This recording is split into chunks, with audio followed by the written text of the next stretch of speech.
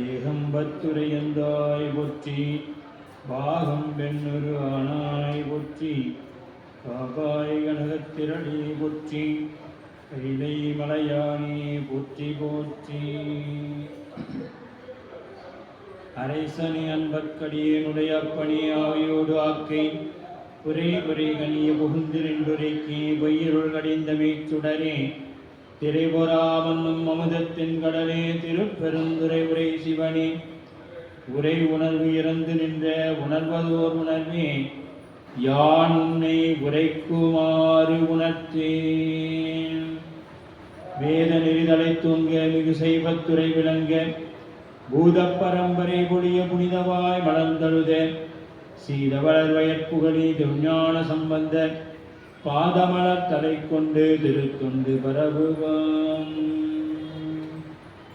திருநாவுக்கரசு வளர் திருத்தொண்டின் நெறிவாழ வருஞான தவம் முனிவர் வாகீசர் வாய்மேதிகள் பெருநாமச் சீர் பரவலுகின்றேன் வேகுலையில் ஒரு நாவு குறை செய்த உண்ணாமை உணராமே. நேசம் நிறைந்த உள்ளத்தார் நிலம் நிறைந்த மணிகண்டத்து ஈசன் அடியார் பெருமையினை எல்லா உயிர்களை எடுத்து தேசம் உய்ய திருத்தொண்ட தொகை முன்பணித்த திருவாளன் வாசமலர் பெண்களல் வணங்க வந்த பிறப்பை வணங்குவான். எழுதரு மறைகள் தேரா இறைவனையில் இருக்கங்குள் கொடிதரு காலத்து என்றும் பூசனை விடாது செய்து தொழுதகை தலைமீதேற துளம்பு கண்ணீருள் மூழ்கி அழுது அடியடைந்த அன்பன் அடியவக் கடிமை செய்வான்.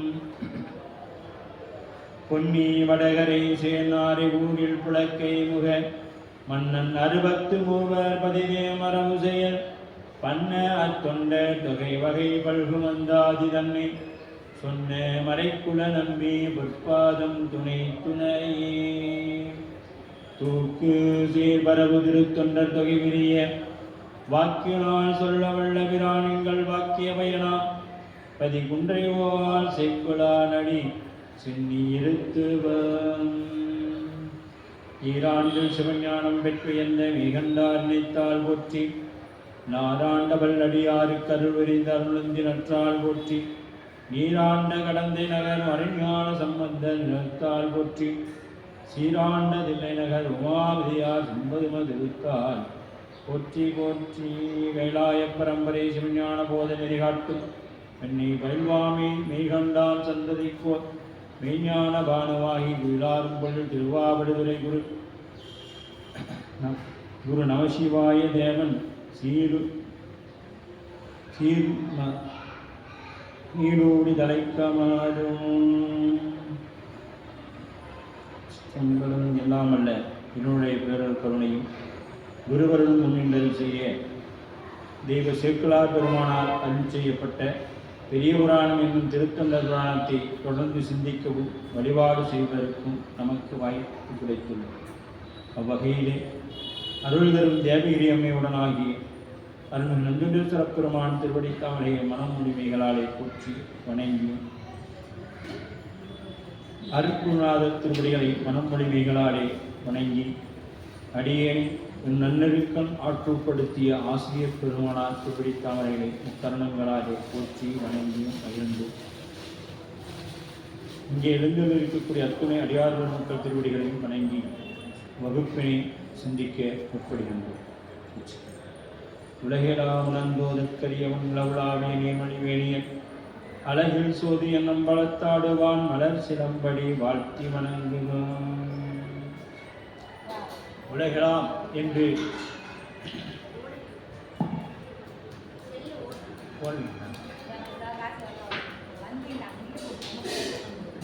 உலகெலாம் என்று முதலடி கொடுத்த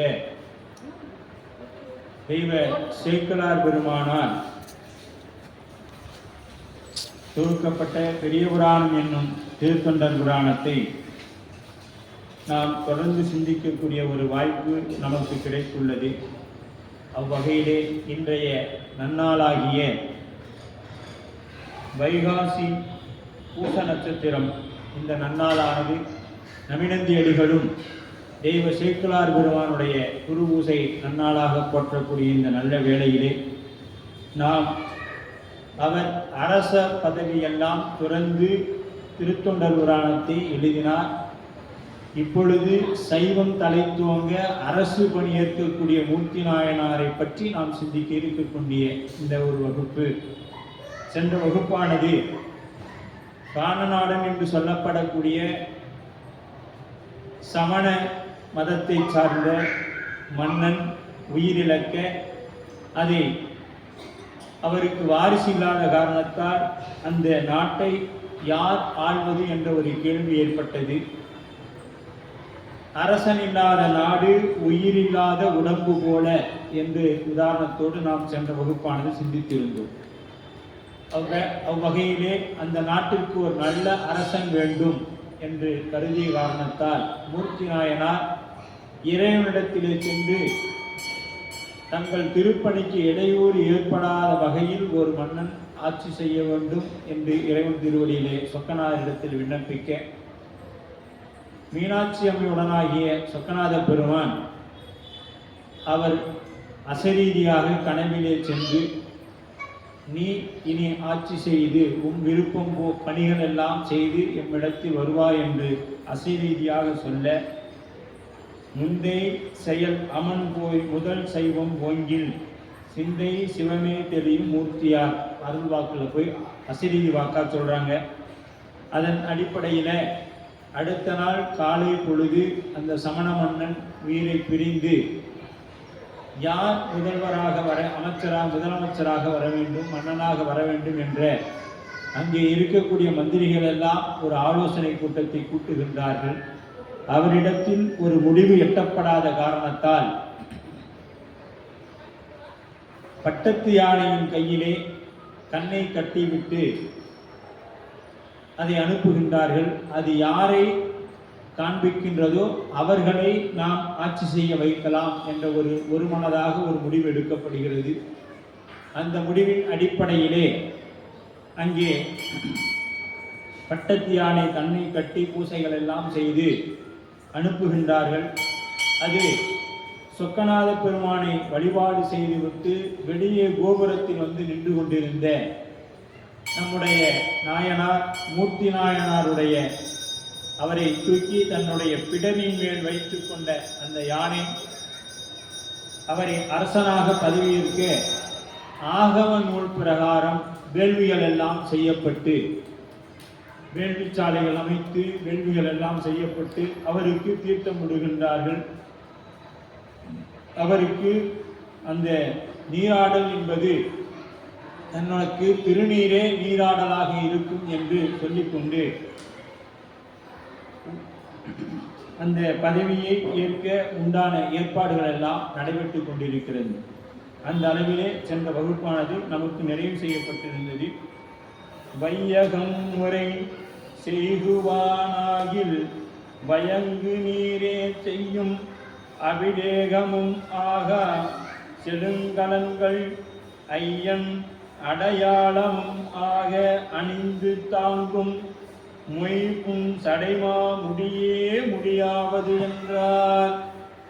இப்ப அரசன் என்றால் என்ன பண்ணணும்? அதற்கு கிரீடங்கள் எல்லாம் வைக்க வேண்டும்.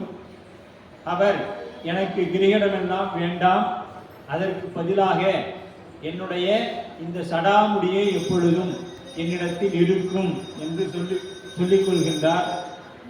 அவர் திருநீரு, ஐந்தெழுத்து, உருத்திராக்கம், ஜடாமுடியை கொண்டு ஆட்சி செய்கின்றார். சைவம் தலை துவங்க வேண்டும் என்று ஊரை கட்டடுமே எல்லையில் கல்வியோரும் வந்தின் மதில் நூல் வளர் வாய்மை அமைச்சர்தாமும் நன்று இங்கு அருள்தான் என நல் தபவேந்த சிந்தை ஒன்று அரசு ஆள் உரிமை செய்யல் ஆன உய்ந்தனர். இப்ப என்ன பண்ணிட்டாங்க? வையகம் முறை செய்தல், அரசு செய்தல், உலக மக்கள் நீதி நூல் விதிப்படி அவருக்கேற்ற நிலையில் இருத்தல் வேண்டும். நாம் ஒரு நாட்டிலே இருக்கின்றோம் என்றால் அந்த நாட்டில் வாழக்கூடிய குடிமக்கள் அவரவருக்கு விருப்பம் போல இறைவனை வழிபாடு செய்ய வேண்டும். தான் ஒரு வழிபாட்டிலே இருக்கிறோம் என்பதற்காக அவரை கட்டாயப்படுத்தி அந்த வழியில் கொண்டு வரக்கூடாது என்பது நியதி. அந்த அடிப்படையிலே மூர்த்தி நாயனாரானவர் எப்படி ஆட்சி செய்தார்? விடிப்படி அவரவருக்கேற்ற நிலையில் நிறுத்தல். அவங்களுக்கு என்ன நிலையோ அந்த நிலையில் அவங்கவுங்க வழிபாடு செய்து கொள்ளலாம் என்று இருந்தால் வயங்கு நீர் அப்படிங்கிறார். வயங்கு நீர் அப்படின்னா இறைவன் அணிந்த திருநீரே சிவனன்றி திருநீர் நின்றது கண்டமை அப்படிங்கிறார். பூசுவதும் வெந்நீர், உண்பதும் பொங்கரவம், பேசுவதும் திருவாயார் என்று மாணிக்கவாசக பெருந்தகை போற்றிருப்பார். பேணி அணிபவர்க்கெல்லாம் பெருமை கொடுப்பது நீர். திருநீர் பேணி பாதுகாத்து யாரெல்லாம் அணிகிறார்களோ அவங்களுக்கு என்ன கிடைக்கும்? பெருமை கிடைக்கும். அப்ப அந்த பெருமை என்பது எங்க அப்படின்னு பார்த்தீங்கன்னா சைவத்தில ஒரு நல்ல நிலையை நமக்கு கொண்டு வந்து சேர்க்கும். நீரே அபிடேகமாக அவருக்கு அபிடேகம் பண்ணணும். எப்படி பண்ணனாங்க அப்படின்னு பார்த்தீங்கன்னா அந்த திருநீற்றையே அபிடேகமாக செய்தார்கள்.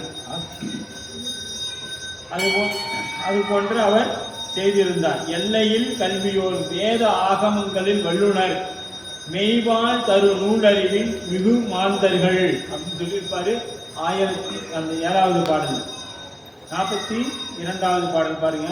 நூல் எல்லையில் கல்வியோர் அப்படின்னா எல்லை இல்லாத கல்வி என்பது ஆகம நூல் தான் எல்லை இல்லாத கல்வி. அந்த வேத ஆகமங்களில் வல்லவர்கள் மெய்வாள் தரு நூலறிவின் மிகுந்தவர். நம்ம கல்வி எப்படிப்பட்டது? அல்லலை தரக்கூடியது. அதனாலதான் மாணிக்க வாசக பெருந்தகை கல்வி என்னும் பல்கடல் பிழைக்கும். அப்ப நம்ம படிக்கக்கூடிய கல்வி நமக்கு துன்பத்தை தரக்கூடியது. இறைவனை சார்ந்து படிக்கக்கூடிய கல்வி நமக்கு 7 பிறவிக்கும் வரக்கூடியதாக இருக்கும். வன்பின் மதில் நூல் வல்லா வாய்மை அமைச்சர். இப்ப மதி அமைச்சர் உரிய மதியுடையவர். எதற்கு?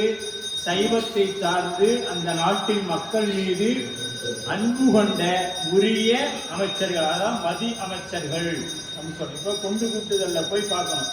மதி அமைச்சர் எது? வன்திரள் மதி அமைச்சர். அடுத்தது நூல் அமைச்சர். நூல் அமைச்சர்னா நூலறிவுடைய அமைச்சர்கள்.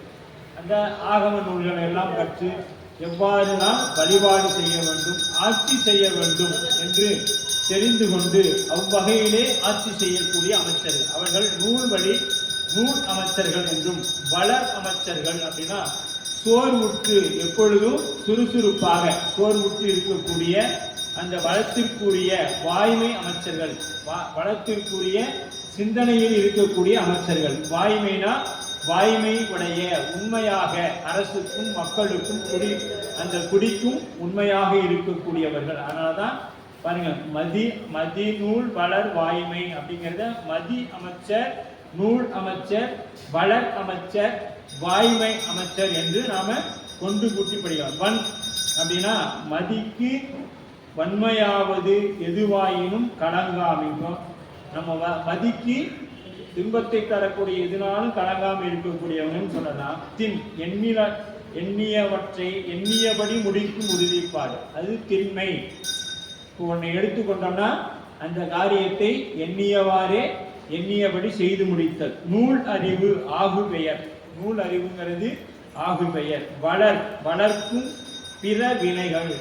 பிறவினை வளர் பிறவினை. அப்ப இந்த வளரக்கூடிய அந்த மற்றவை எல்லாம் அதை தடுத்து ஆட்சி செய்யக்கூடியவர்கள். சோர் வராது காத்தல் என்பது வருவினை. சோர் வராது காத்தல் என்பது வருவினை. நல் தவ வேந்தர், நல்ல தவத்தின் பெரியோர் என்று நல்ல தவம் செய்தவர்கள். அவருக்கு தான் 42வது பாடல்.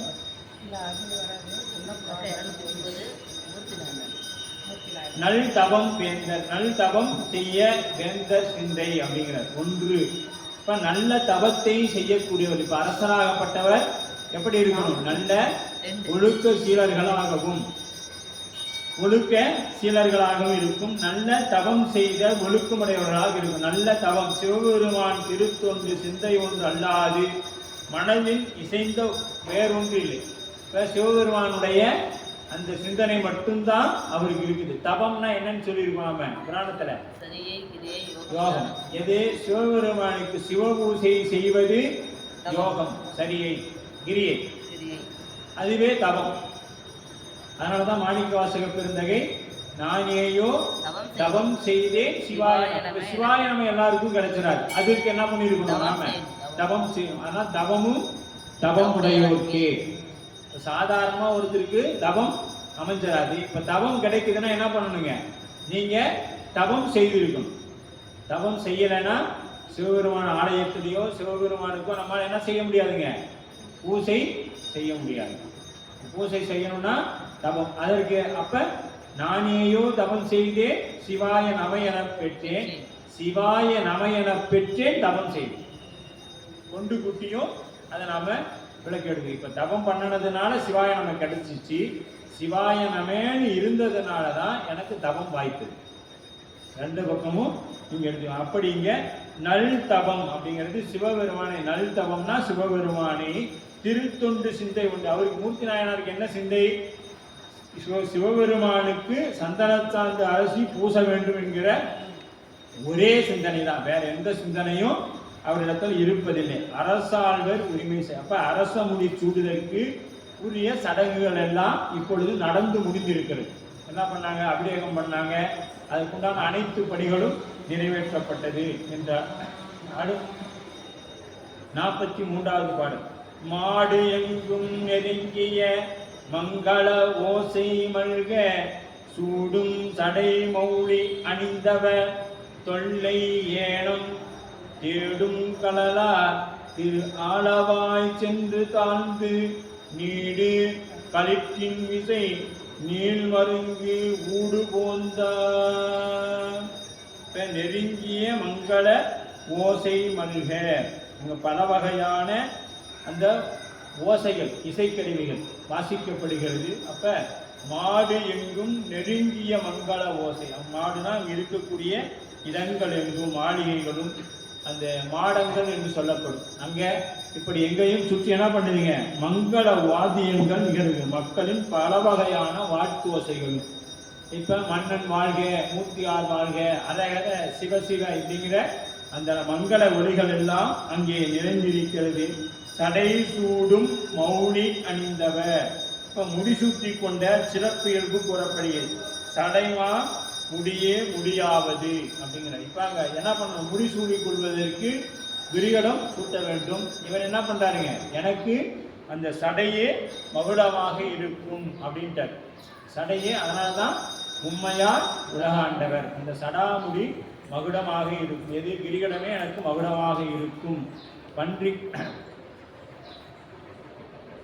மௌலி அணிந்தவர் தொல்லை ஏனம். இப்ப மௌலி அணிந்தவர் யாரு? சடாமுடி அணிந்து இருக்கக்கூடிய யாருங்க? நம்ம பெருமான். மௌலி அணிந்தவர்.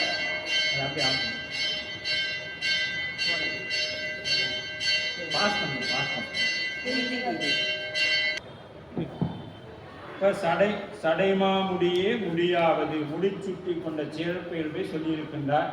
அப்ப தொல்லை ஏனம். ஏனம்னா பன்றி. பன்றிக்கு திருவிளையாடல் புராணத்துல பாத்தீங்கன்னா சரிங்க சாமி, பன்றிக்கு பால் கொடுத்த படலம். அந்த மற்ற விலங்குகள் எல்லாம் நின்று கொண்டு பால் குடிக்கும். பன்றி மட்டும் படுத்தாதான் பால் குடிக்கும். பன்றி படுத்துக்கணும். இப்ப இறைவன் எதுக்காக அதை சொல்றாங்கன்னா, இறைவன் பாருங்க நின்றுட்டு பால் கொடுக்கிற விலங்காலாம் வரலையா, பன்றியாவே வந்திருக்கிறார். அதுல கூட உங்களுக்கு கஷ்டப்பட கூடாது, அதுல கூட சிரமத்தை கொடுக்க கூடாதுன்னு பன்றியா படுத்திருக்கிறாரு. அந்த குட்டி போய் பன்றிக்கு பால் கொடுத்த படலம் திருவிளையாடல் புராணத்தில் உங்களுக்கு இருக்கு. அப்ப பாத்தீங்கன்னா பன்றி மற்ற விலங்குகள் நின்று கொண்டு பன்றி அப்படி இல்லை. திருவாலவாயான் சென்று தாழ்ந்து. அப்ப அங்க போய் மீனாட்சி அம்மையும் சொக்கநாத பெருமானையும் திருக்கோயிலுக்கு சென்று அவரை வணங்கி, நமக்கு அந்த திருக்கோயிலுக்கு சென்று என்ன பண்றாருங்க? போய் பெருமானை வணங்குகின்றார்.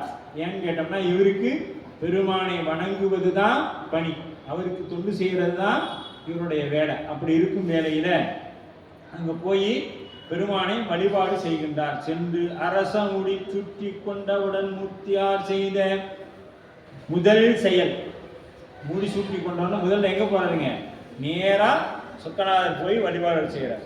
அதுதான் அவர் செய்த முதல் பணி. அரசு ஏற்றுக்கொண்ட உடனேயே அவர் செய்த முதல் பணி என்னன்னா, சொக்கநாத பெருமானை வழிபாடு. போய் தரிசனம் பண்ணார். தரிசனம் பண்ணி பூஜை பண்ணார். சிறிது நாம் எப்படின்னா கொஞ்சம் செல்வம் வந்துட்டாவே என்ன பண்ணுவோங்க, இறைவனே மறந்து. சுவாமியை மறந்துடும். அது எப்படி துன்பம் அப்படின்னு ஒரு கதை எடுத்துக்கணும்னு வச்சுக்கோங்க. ஒருத்தன் ரொம்ப இறைவனுக்கு தொண்டு செய்துக்கிட்டே வரான். அவனுக்கு பார்த்தோம்னா ஒரு துன்பம் வருது. என்ன சாமி, உனக்கே வந்து நான் தொண்டு செய்துட்டு இருக்கிறேன், எனக்கு இவ்வளோ துன்பங்கள் வருதே, நீ துன்பங்கள் வரும் பொழுதெல்லாம் என்னை விட்டுட்டு போயிடுவேன்னு எனக்கு ஒரு சந்தேகம் இருக்குது.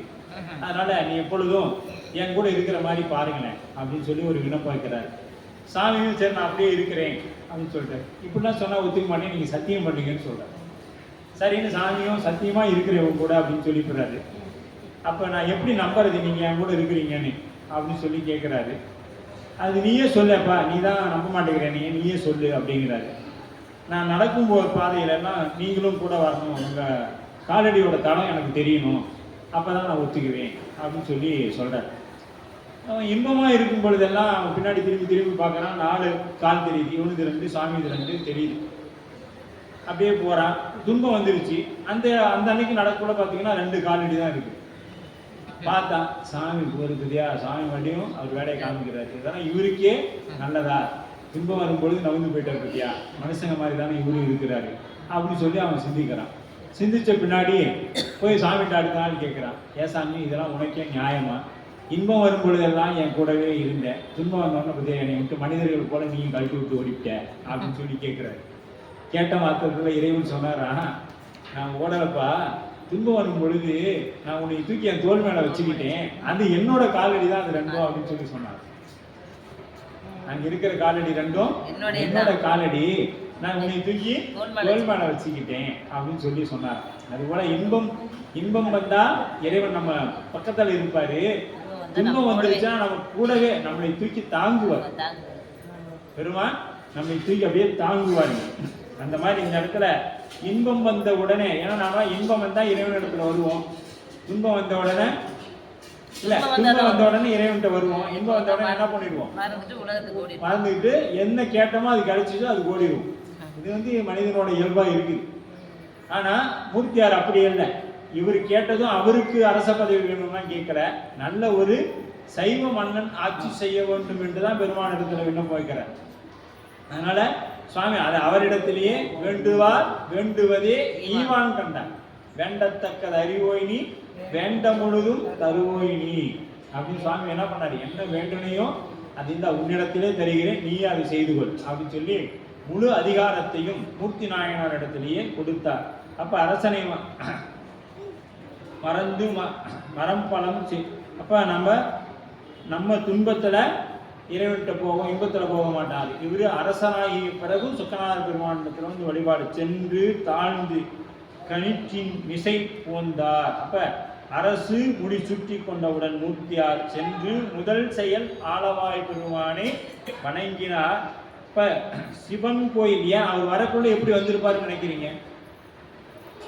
வந்துட்டு யானையில போறாரு, வரக்குள்ள என்ன பண்ணிருப்பாருங்க, நடந்துதான் வந்திருக்கிறார். ஏன்னு கேட்டீங்கன்னா, சிவன் கோயிலுக்கு செல்லும் பொழுது வாகன மூர்த்தங்களில் செல்லக்கூடாது, அந்த வாகனத்துல செல்லக்கூடாது என்பது ஒரு மரபு இருந்திருக்கிறது.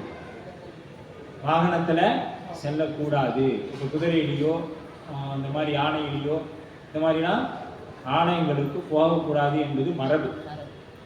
அதனால அவர் வரும் பொழுது நடந்து வந்துட்டு, போகும் பொழுது இப்போ கிளம்புறாரு, இப்போ அரண்மனைக்கு போகும் பொழுது என்ன பண்றாங்க, அவங்க யானையே அப்படி சுமந்து செல்கிறது.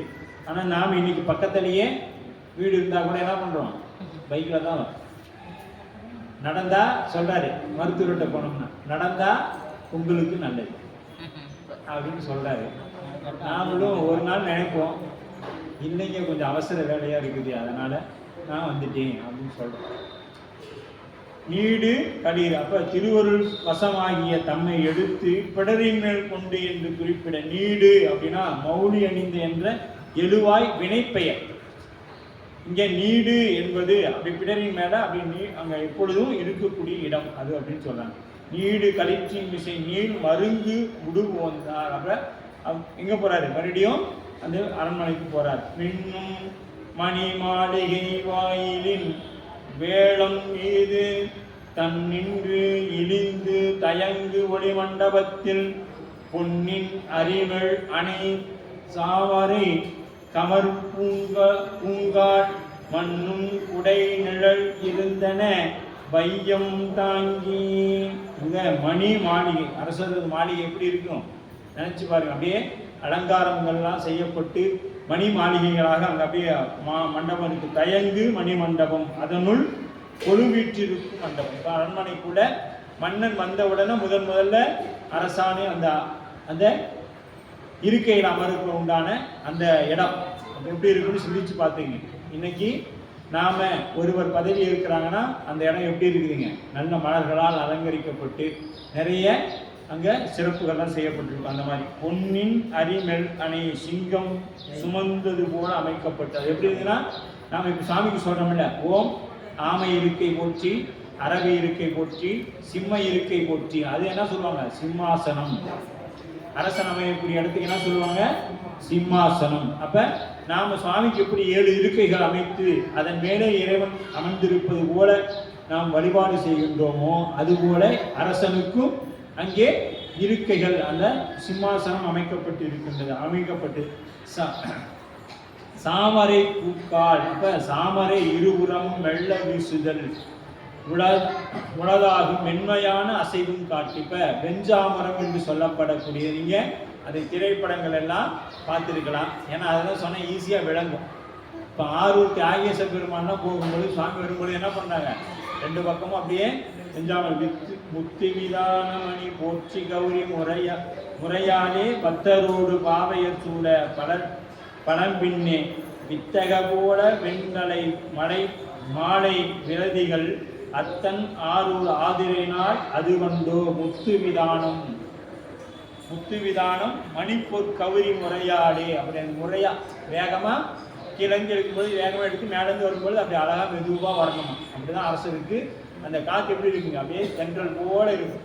சும்மா விசிறி பார்த்தீங்கன்னாலே தெரியும் அந்த வெஞ்சாமரைக்கு அவ்வளோ அழகா. அதனால தான் முத்து விதானம் மணி கௌரி முறையாடு. அந்த முறையா எப்படி விசிறணுமோ அது போல விசிறாங்க, அது போல விசிறாங்க. வெண் கொற்ற குடையின் நவமணி முடியும். அங்க எப்படிங்கிறீங்க, வெண் கொற்ற குடை. அந்த வெண்மைக்கு காரணம், வெண்மைனா என்ன சொல்லணும், புனிதம், புண்ணியம், நல்லது. இதுக்கெல்லாம் வர்ணத்தின் அடிப்படையில் சொல்லணும்னா வெண்மை.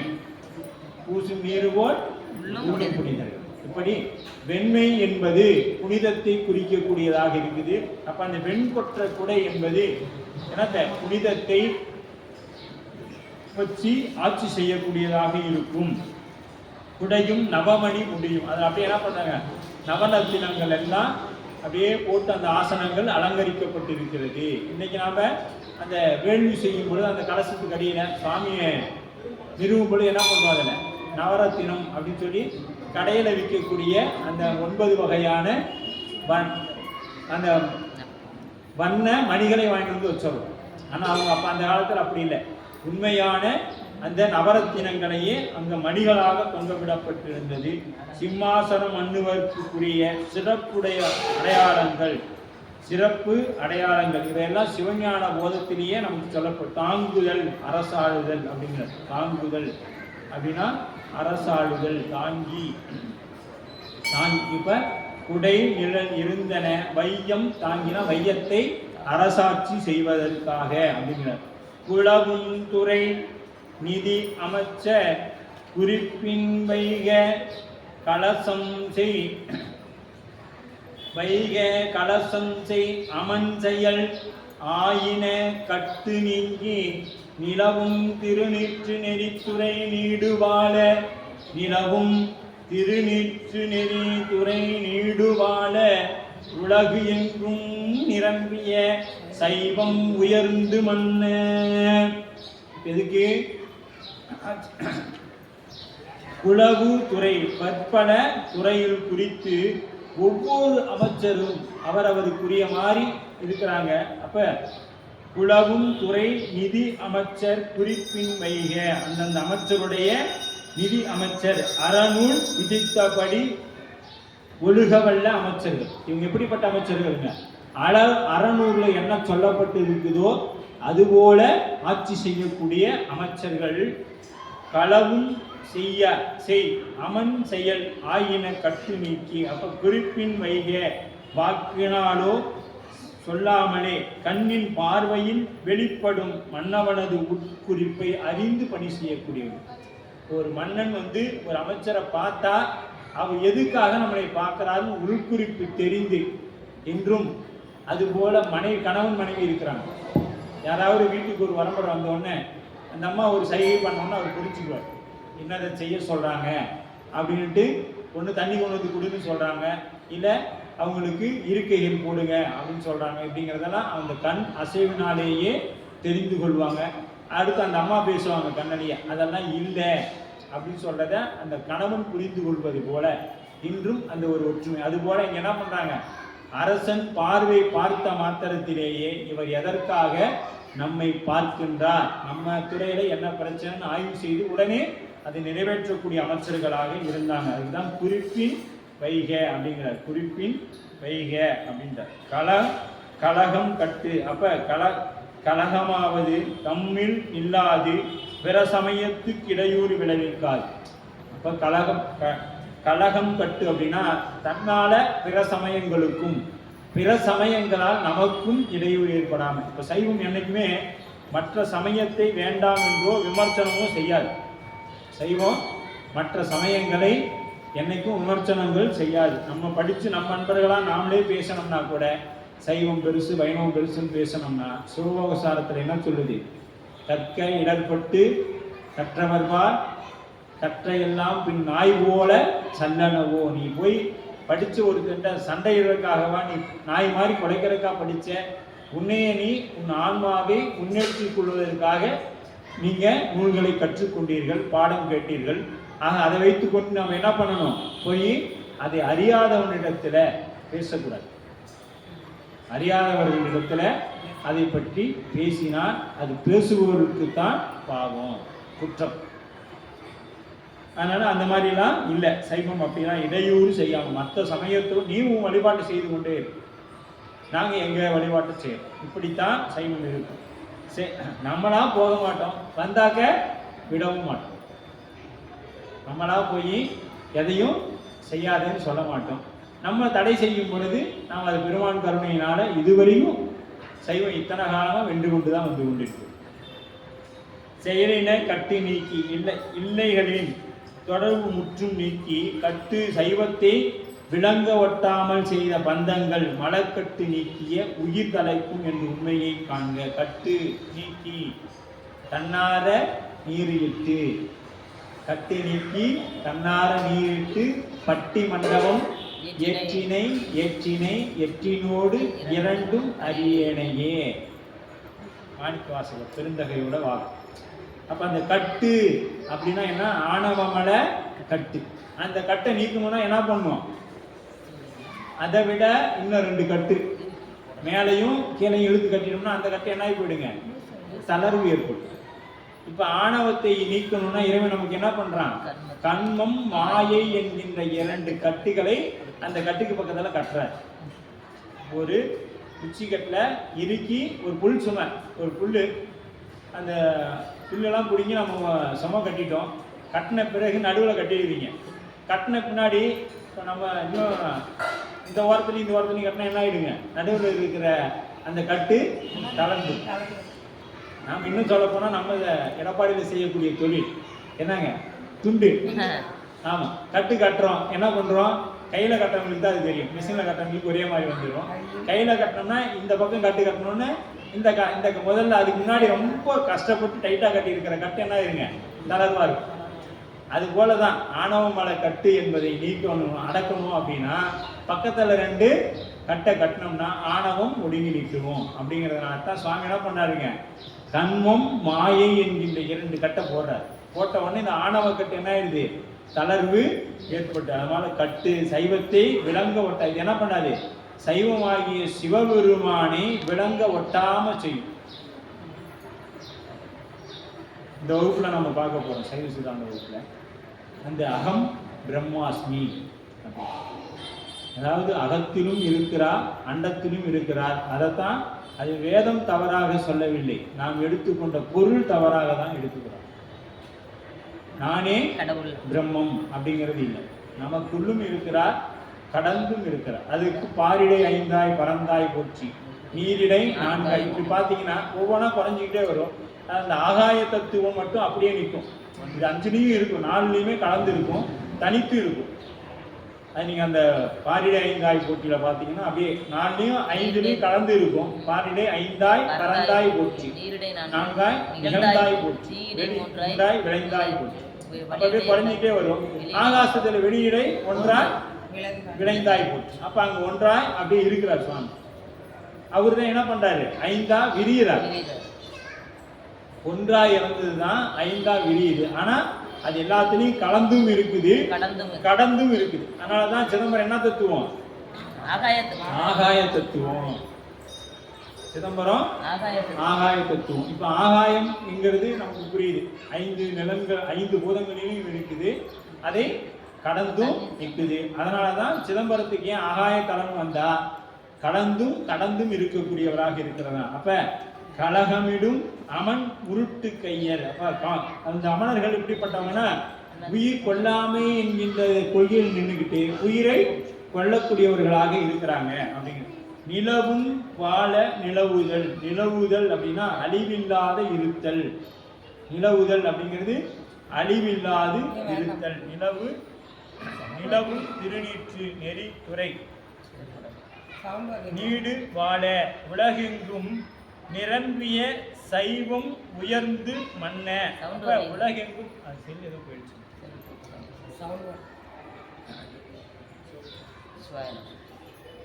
உலகெங்கும் இருக்கக்கூடிய, இப்போ அது அதெல்லாம் சத்தம் இல்லை. இப்போ நான் பேசுறது உங்களுக்கு கேட்குதாம்மா? சரி, அது ஏதோ செல்லு போயிடுச்சா என்னன்னு, ஏன்னா நமக்கு இன்னும் நேரம் குறைவாக தான் இருக்கும். நிலவுதல் அப்படின்னா என்ன, அழிவில்லாது இருத்தல். இப்போ நம்ம திருநீர் என்னைக்காவது அழிஞ்சிடுமா, ஐந்து எழுத்து என்னைக்காவது இல்லாத போயிடுமா, உருத்திராக்கம் என்றாவது இல்லாத போயிடுமா அப்படின்னு பார்த்தீங்கன்னா, இது என்றைக்கும் நம்ம இடத்துல இல்லை, உலகம் உள்ளவரை இல்லை, சிவபெருமான் உள்ளவரை இது இருந்து கொண்டே இருக்கும். சிவபெருமான் என்னைக்கு இருக்கிறாரோ அன்னைக்கு வரைக்கும் திருநீரும் இருக்கும், ஐந்தெழுத்தும் இருக்கும், உருத்திராக்கமும் இருக்கும். இது என்றைக்கும் இல்லாமல் போகாது. அதனால இது என்றைக்கும் நிலவுதல், அழிவில்லாது இருத்தல். நீற்று நெறித்துறை. அப்ப நீற்று நெறியாவது சிவநெறி. திருநீற்று நெறி என்பது சிவநெறி. அந்த நெறியில நிற்கிறது தான் நீற்று நெறி. ஒளி நெறி, பெருநெறி, திருநெறி, அருள் நெறி என்று சொல்லப்படக்கூடிய பலவாறாக போற்றக்கூடியது இந்த நீற்று நெறி. கொஞ்சம் எல்லாம் காது கேட்குதா? கடைசி கேட்குதுங்களாம்மா? கடைசி வரைக்கும் கேட்குதா? வாங்கிட்டு வரலாம். அவர் வர சொல்லுங்கம்மா, போய் அப்படி சொல்லிட்டோம். ரெண்டு சொல்லி நீற்று நெறி என்று பலவாறாக நெறி ஒழுகுதல். நெறி அப்படின்னா ஒழுகுதல், அதான் அற நெறி அப்படின்னா அறத்தின் வழி இறைவனை அடையக்கூடிய நெறி அப்படின்றது. துறை அப்படிங்கிறாங்க. துறை அப்ப நெறி துறை. இப்ப திருப்பெரும் துறை அப்படின்னா வழி, கலங்கரை, விளக்கம்னு சொல்றோம்ல, அது போல சைவத்தில் ஒரு துறை, சென்று அடைய வேண்டிய இடம். இப்ப கப்பல் துறை, கப்பல் எங்க வந்து நிற்கும்?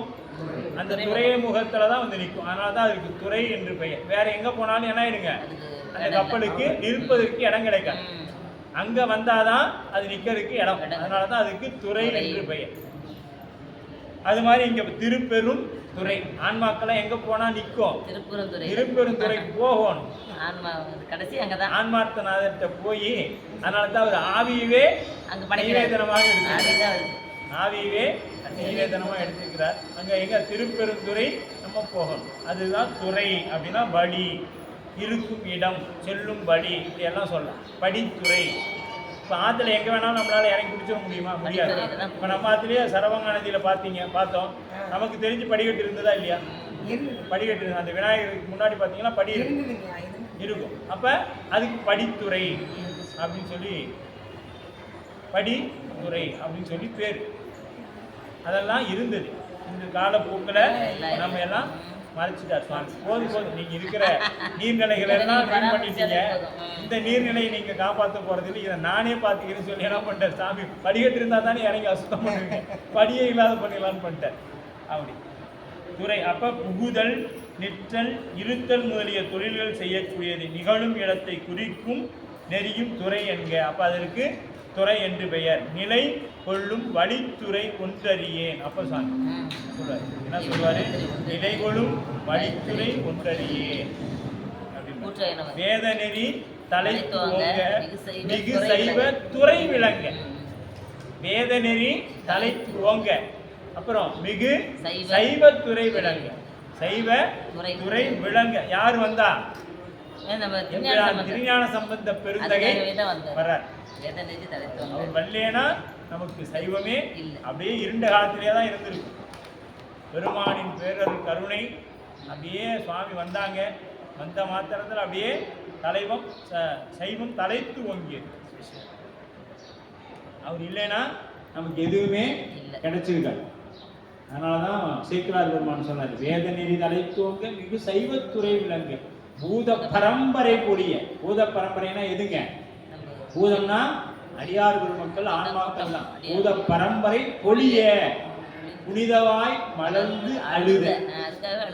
புனிதவாய் அது எதுக்கு? தனக்குன்னு இருந்திருந்தா அது துர்நாற்றமுடையது தான். அது வேதத்துக்காகவும் ஆகமத்துக்காகவும் அழுதவாய், அதனால் அது புனிதவாய் மலர்ந்து அழுத. மலர்ந்து சிரிச்சுக்கிட்டே மலர்ந்து அழுத. சீதவளர் பயல் புகழி திருஞான சம்பந்தர் பாதமலர் தலை கொண்டு திருத்தொண்டு பரவுவான். தூய திருநீற்றின் நெறி என் திசைக்கும் தனி நடலை உலகெங்கும் நிரம்பிய சைவம். சைவம் உலகெங்கும் உலகெல்லாம் உணர்ந்து ஓதுதற்கு அரியவன். அப்படின்னா உலகத்தில் உள்ளிருக்கக்கூடிய, நாம் இதெல்லாம் முதல் பாடலையே பார்த்தோம், ஓதுதற்கு அறியக்கூடியவன்.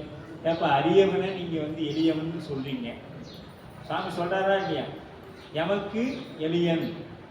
மாணிவாச சொல்றாரு, யாருக்கும் எட்டாத நீ எனக்கு கிடைச்ச, அறிதற்கு அரியவன் அப்படின்னு சொல்லுவாங்க. அது போல இன்னைக்கு நம் தெய்வ சேக்கிழார் பெருமானுடைய இன்னொரு 4 மணி நேரம் தான் பாடலை விரைவாக ஓட்டிட்டு நம்ம போயிடுவோம். அப்போ உலகெங்கும் நிரம்பி உள்ளது என்பதாம். சக்தியும் சிவமுமாய் தன்மையில் உலகெங்கும் ஒவ்வாது வானும் மண்ணும் முயற்குணமாகிய குனியுமாகிய வைத்தம் எனால் வாக்குமில் வாழ்க்கையெல்லாம் இசையும் மாறிலா பீடலிங்க இயல்புமோரா. யாதொரு தெய்வம் கொண்டீராகி அங்கே மாதொரு வாகனத்தான் வருவார். நீங்க எந்த கடவுளை போய் கும்பிட்டாலும் அவங்க உங்களுக்கு அருள் செய்யணும்னா யார் அங்க வரணும்? சிவபெருமான் வரணும். அதனாலதான் இங்க வேள்வி தொடங்கும் பொழுது என்ன சொன்னோம்? தட்சனோட யாகத்துல சிவபெருமானை கும்பிடல, வீரபத்திரனை அனுப்புனாரு. தட்ச யாகம் அழிக்கப்பட்டது. அப்ப சிவபெருமான் மரியாதை எதிர்பார்க்கிறாரா அப்படின்னு கேட்டீங்கன்னா, சுந்தரர்கிட்ட போய் கேட்டா எவ்வளவு மரியாதை தருவார்னு தெரியும். சுந்தரர் அவருக்கு எவ்வளவு மரியாதை கொடுப்பாருன்னு சுந்தரர் போய் கேளுங்க. பித்தேம்பாரு, அப்படி என்ன வேணா பேசணுமோ அதெல்லாம் பேசுவார் சுந்தரர். அந்த அளவுக்கு உரிமை உண்டு. அவர் மரியாதையெல்லாம் எதிர்பார்க்காதவர். அந்த முறை என்று ஒன்று உண்டு, அப்படித்தான் செய்யணும். அப்ப ஏன்னா ஒரு வழிமுறைன்னு ஒண்ணு இருக்குது. இல்ல இப்ப இன்னும் சொல்ல போனா சிவபூசை பண்ணணும்னா குலதெய்வம் உட்பட கும்பிட வேண்டிய அவசியம் கூட இல்லை. சிவபூசை பண்ணாவே போதும். நீங்க உலகத்துல வேற எதையும் போய் கும்பிட வேண்டிய அவசியம் இல்லை. ஆனா என்ன பண்ணணும்? குடும்பத்திற்காக சிவபூசை செஞ்சு கொண்டே இருந்தாலும் மற்றவர் அந்த முன்னோர்கள் வழிக்காக நம்ம என்ன பண்றோம்? ஒரு முறை போய் வந்துருவோமே அப்படின்னு சொல்லி போறோம் இல்லையா? அது போல நம்ம பெருமானுக்கு என்ன பண்ணணும்? யார் எந்த நிலையில இருந்தாலும் பெருமானை முன்னிறுத்தி தான். மீது எல்லாருமே என்னங்க? ஆன்ம வர்க்கத்தை சார்ந்தவர்கள். சிவம் ஒன்றுதான் பிறவிக்கு அப்பாற்பட்டது. மீது எல்லாருமே பிறவிக்கு உட்பட்டவர்கள். திருமால் பிரம்மா உட்பட எல்லாருமே பிறவிக்கு உட்பட்டவர்கள். அதனாலதான் நம்ம சாமிக்கு என்ன இருக்காதுங்க? படம் வரைந்தால் கூட அதுல தொப்புள் இருக்காது.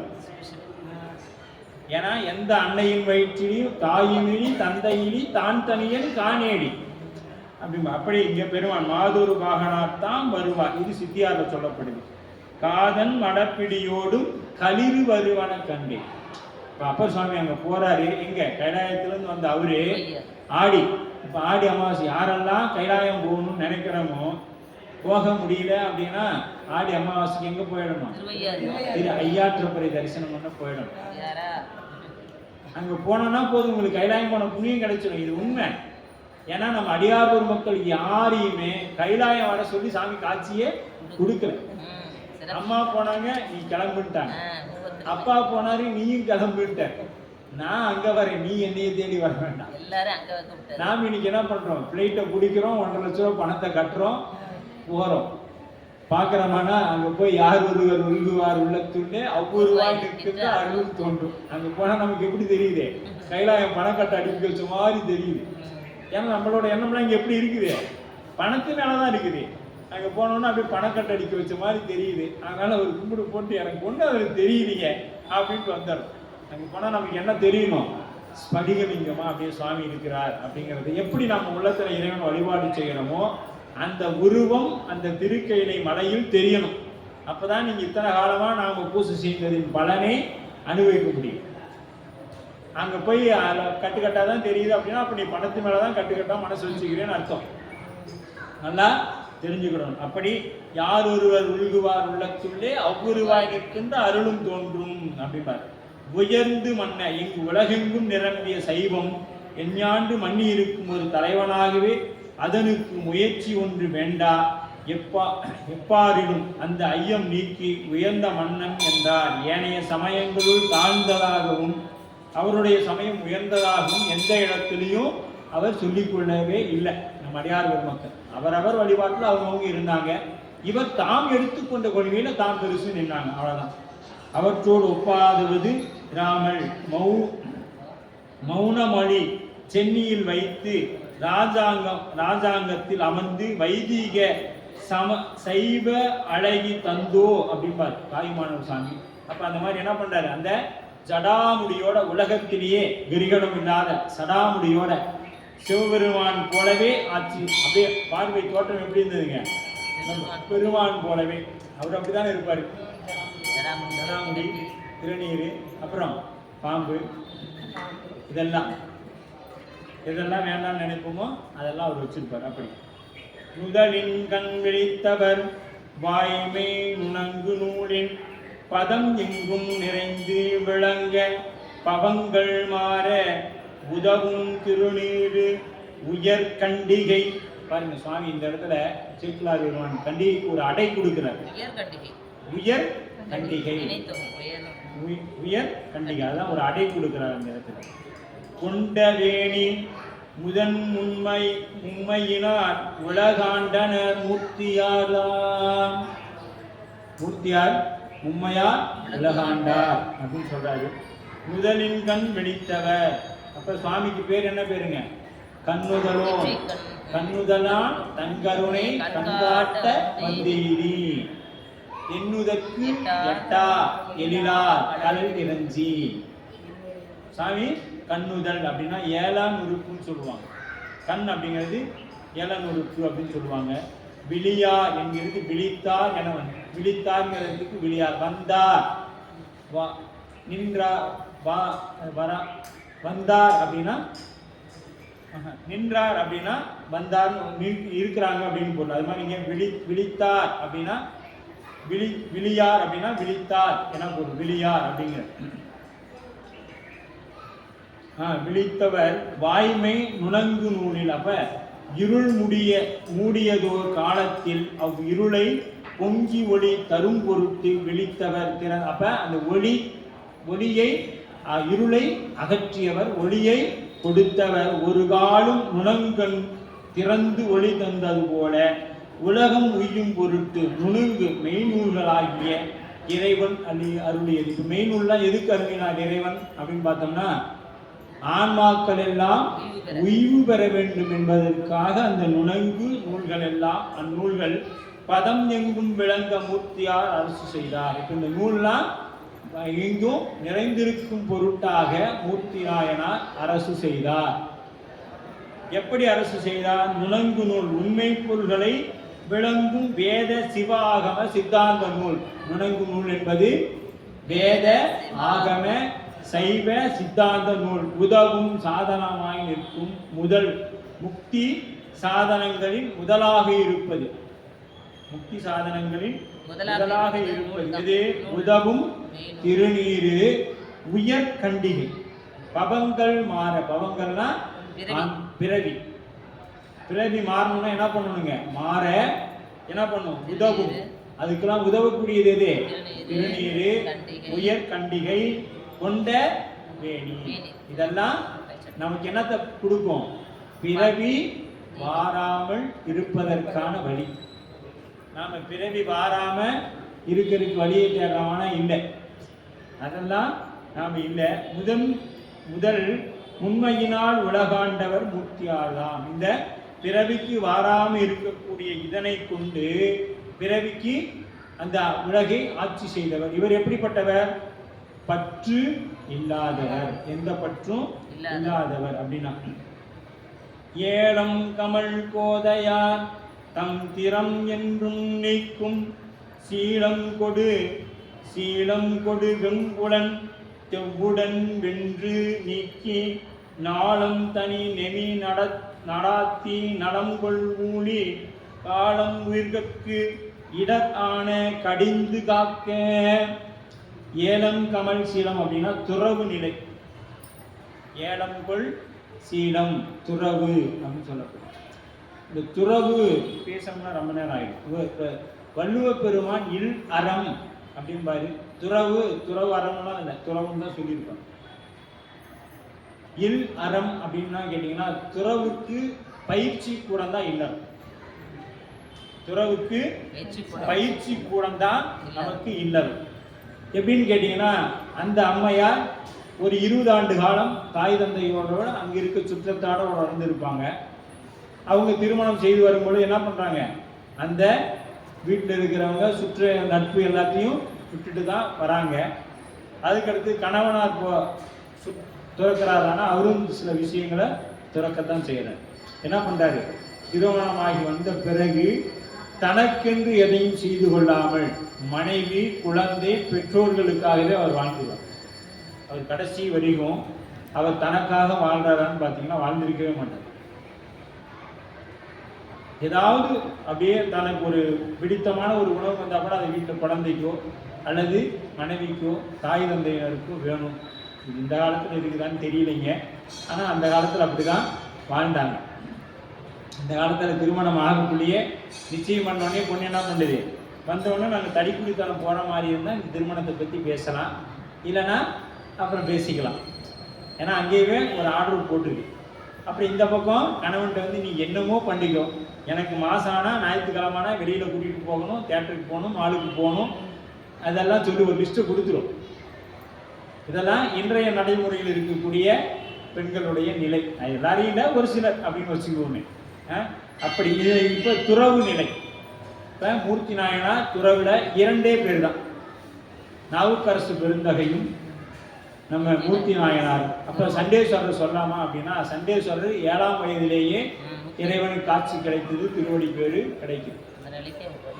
மற்றவங்களும் அந்த மாதிரி சிறு வயதிலேயே அப்படின்னு சொல்லி இவருக்கு அந்த உரிய திருமண பருவம் வந்தும் ஒரு அரசனாக இருந்தும். இன்னைக்கு ஒரு அரசர்னா அப்ப என்ன பண்ணாங்க? 3, 4, 5 மனைவிகள்லாம் திருமணம் செய்து கொள்வாங்க, அரசராக இருக்கிறாங்க. ஆனா இவர் என்ன பண்ணாரு? திருமணமே செய்து கொள்ளாமல் இருந்ததனால இவருக்கு அவ்வளோ இந்த துறவை பத்தி இந்த இடத்துல ரொம்ப முக்கியத்துவம் தேவை சேக்குலார் பெருமான் கொடுத்திருக்கிறார். அப்ப திருத்தொண்டர் புராணத்துல அப்ப அது மட்டும் இல்ல, எதன் மீதும் பற்றினார். அது ஒரே குறிக்கோள் என்ன? பெருமானுக்கு சந்தனம் அரைச்சு சாத்தணும். இதுதாங்க அவரோட ஒரே வேலை. வேற எது மேலையும் பற்று இல்லை, ஒன்றையே பற்றி நின்றார். அந்த பற்று எதுனா பற்றற்றான் பற்று. பற்றில்லாதவனுடைய பற்றையே பற்றி நின்றார் நம் மூர்த்தி நாயனார். இன்று நாம பார்த்தோம்னா ஒரு சின்ன இடம் வேணும்னாக்கு அதுக்கு என்ன பண்றதுங்க? வெட்டு குத்தாயி ஒரு 15 வருஷம் கேஸ் நடக்குது. அந்த அளவுல தான் இன்னைக்கு நம்மளுடைய பற்று உறவுகள் எல்லாம் இருக்குது. ஆனா அவருக்கு பொய்மையை பெருக்கி பொழுதினை சுருக்கும் புழுத்தலை. நம்ம எப்படி பொய்மையே பேசி பொழுதினை சுருக்கக்கூடியவங்களா இருக்கிறான். அவங்கெல்லாம் எப்படி இருந்தாங்க? மெய்யவே பேசி மெய்யை அடைய முயற்சி செய்தவர்களாக இருக்கிறார்கள்.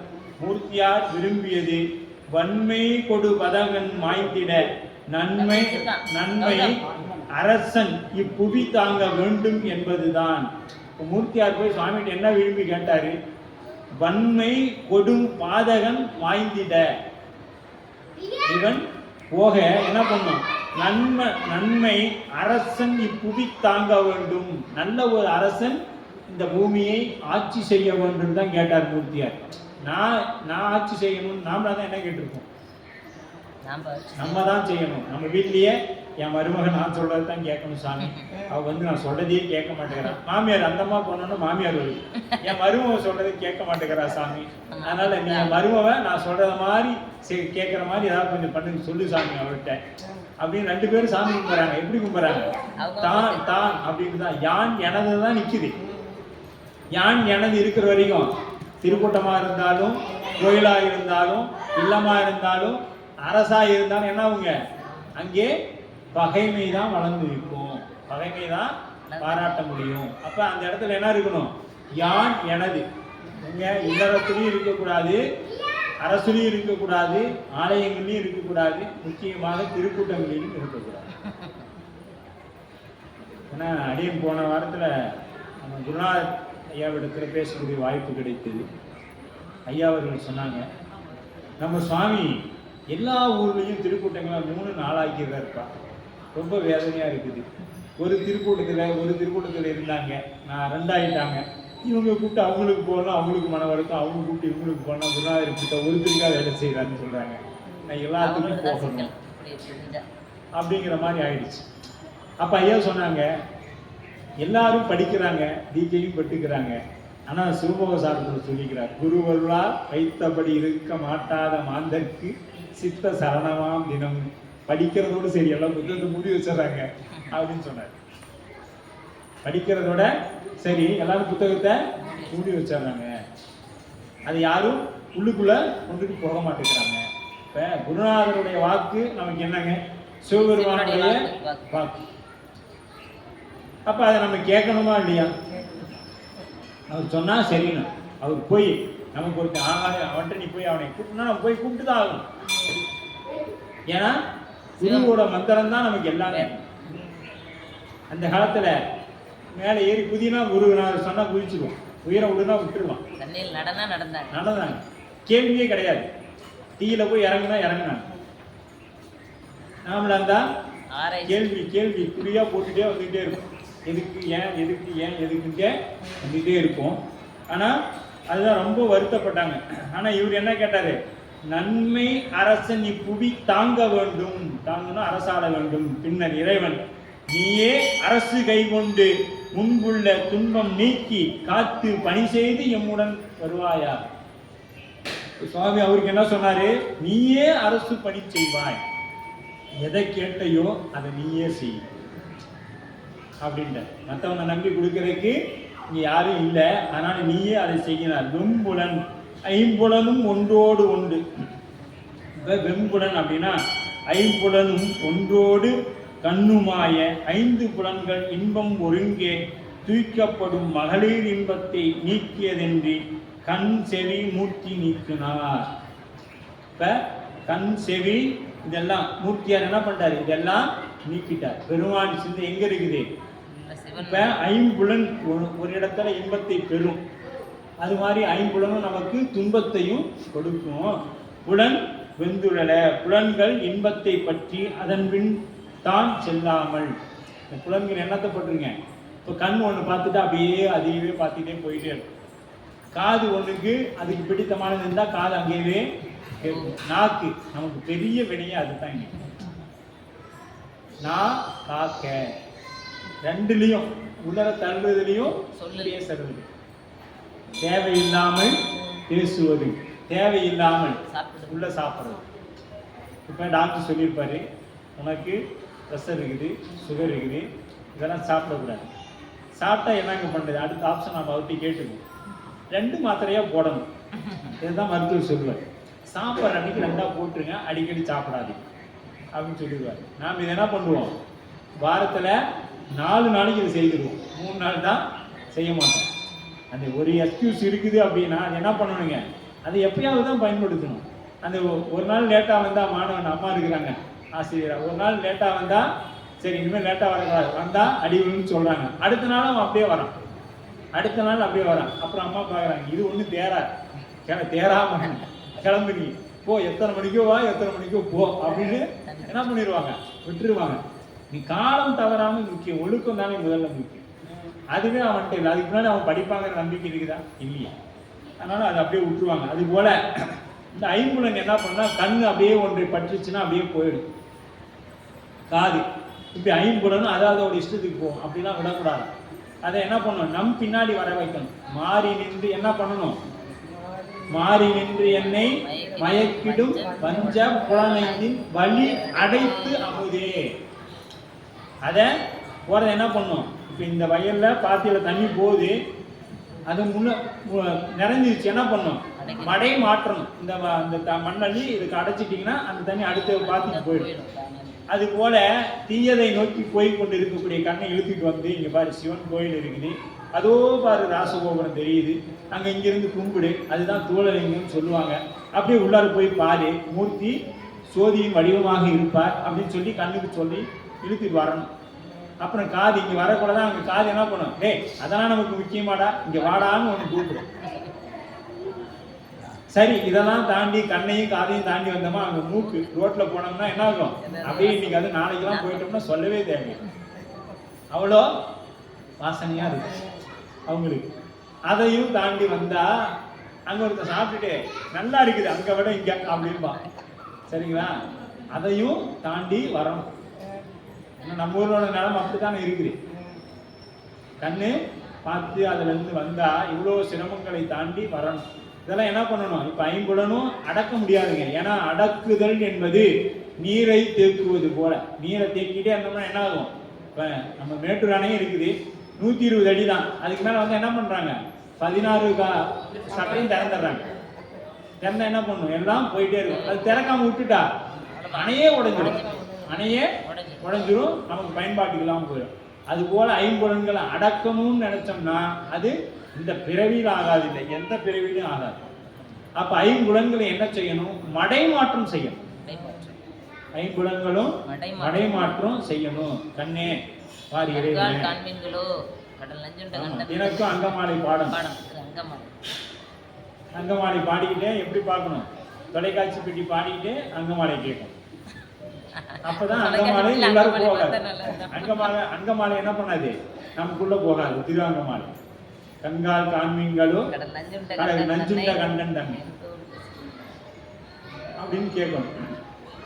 அப்படி இந்த ஐம்புலன்களை மாறி நின்று, அப்ப 5 மடக்கின் தானே மடமின்றி 5 மடங்கால் அறிவறியாதனே அப்படின்னு திருமூலர் சொல்லியிருப்பாங்க. இந்த 5ஐயும் என்ன பண்ணக்கூடாது, அடக்குதல் என்பது நம்மால் சாத்தியப்படாது, அதை மடைமாற்றம் செய்யணும். இதை நல்லா மனசுல வச்சுக்கோங்க. நமக்கு வரக்கூடிய வகுப்புலையும் இதை பற்றிய சிந்தனை இருக்கும்.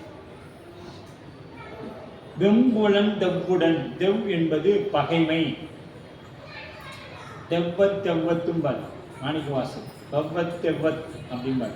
இப்ப பகை, அப்ப அறநடியாரை வன்மை செய்து மூர்த்தியாரையும் அந்தம் இளவாம் மிரை இசைத்த அமன் சமணர்கள் பகைமை. தெவ்வம்னா பகைமை. அவர்களை சார்ந்த வடுகநாட மன்னன் இறந்து பற்றின், அவன் இறந்துட்டான். சமணர்களின் பகை சைவ மக்களை தாக்காமல் வென்று நின்றது. சமணர்களோட பகை என்ன பண்ணிடுச்சிங்க, சைவர்களை தாக்கவில்லை. சைவத்தை எப்படியாவது சாமி காப்பாற்றிடுவார், ஆனா நம்மால அது முடியாது. சுவாமி அதை நினைச்சா தெவ்வத்துடன் வென்று நீக்கி மூர்த்தியார் அரசு பூண்டது புறப்பகையான சைவத்தை, சைவத்துக்கு இப்ப புறப்பகையான சமணத்தை, மூர்த்தியாருக்கு சைவத்துக்கு புறப்பகையா இருந்தது யாருங்க, புத்தமும் சமணமும் தான். இன்னைக்கு நம்ம சைவர்கள் வீட்டில் எத்தனையோ பேர் வீட்டில் நான் பார்த்திருக்கேன், புத்தர் சிலையை வச்சிருக்கிறாங்க, கேட்டா கிஃப்ட் வந்து தூக்கி போட்டு உடைச்சிரு. சமணர் படத்தை மகாவீர வச்சுக்கிறாங்க. இதெல்லாம் கட்டாயமா நம்ம வைக்கக்கூடாது. சைவர்களாகிய சித்தாந்த சைவர்களாகிய நாம் வைக்கவே கூடாது. புத்தம் முழுக்க முழுக்க நமக்கு எதிரானது, சமணம் நமக்கு எதிரானது. நம்ம சித்தாந்தம் திருமால் பிரம்மாவையே சுத்த விஞ்ஞான கலரோட வச்சிருக்கும். அதுலயும் இன்னும் அதெல்லாம் நாம ஏற்றுக்கொள்ளக்கூடாது. அவங்க கருத்துக்களையே நமக்கு தேவையில்லை. நம்ம திருமுறையில் இல்லாத ஒரு கருத்து உலகத்துல வேற எந்த நூல்லையுமே இல்லை.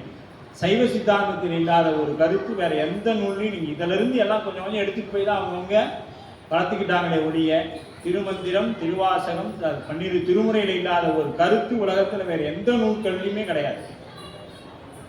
அதனால நாம் இதெல்லாம் விட்டுட்டு நாம் என்ன பண்றோம், புதுசா நூல்களை எல்லாம் வாங்கி அது படங்கள் எல்லாம் வாங்கி வச்சுக்கிறோம்.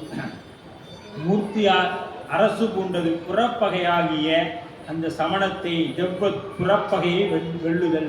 புறப்பகையை வென்றுட்டார். அவரு உண்மையாக என்ன பண்ணிக்கிறாரு, அகப்பகையும் வென்றிருக்கிறார். துறவு மேற்கொண்டிருக்கிறார்ல, அது என்ன பகை, அகப்பகை. காம குரோத லோப மதமாச்சாரியம். வெளியில போட்டி பொறாமை இதெல்லாம் வெளியில இருக்கக்கூடிய பகை.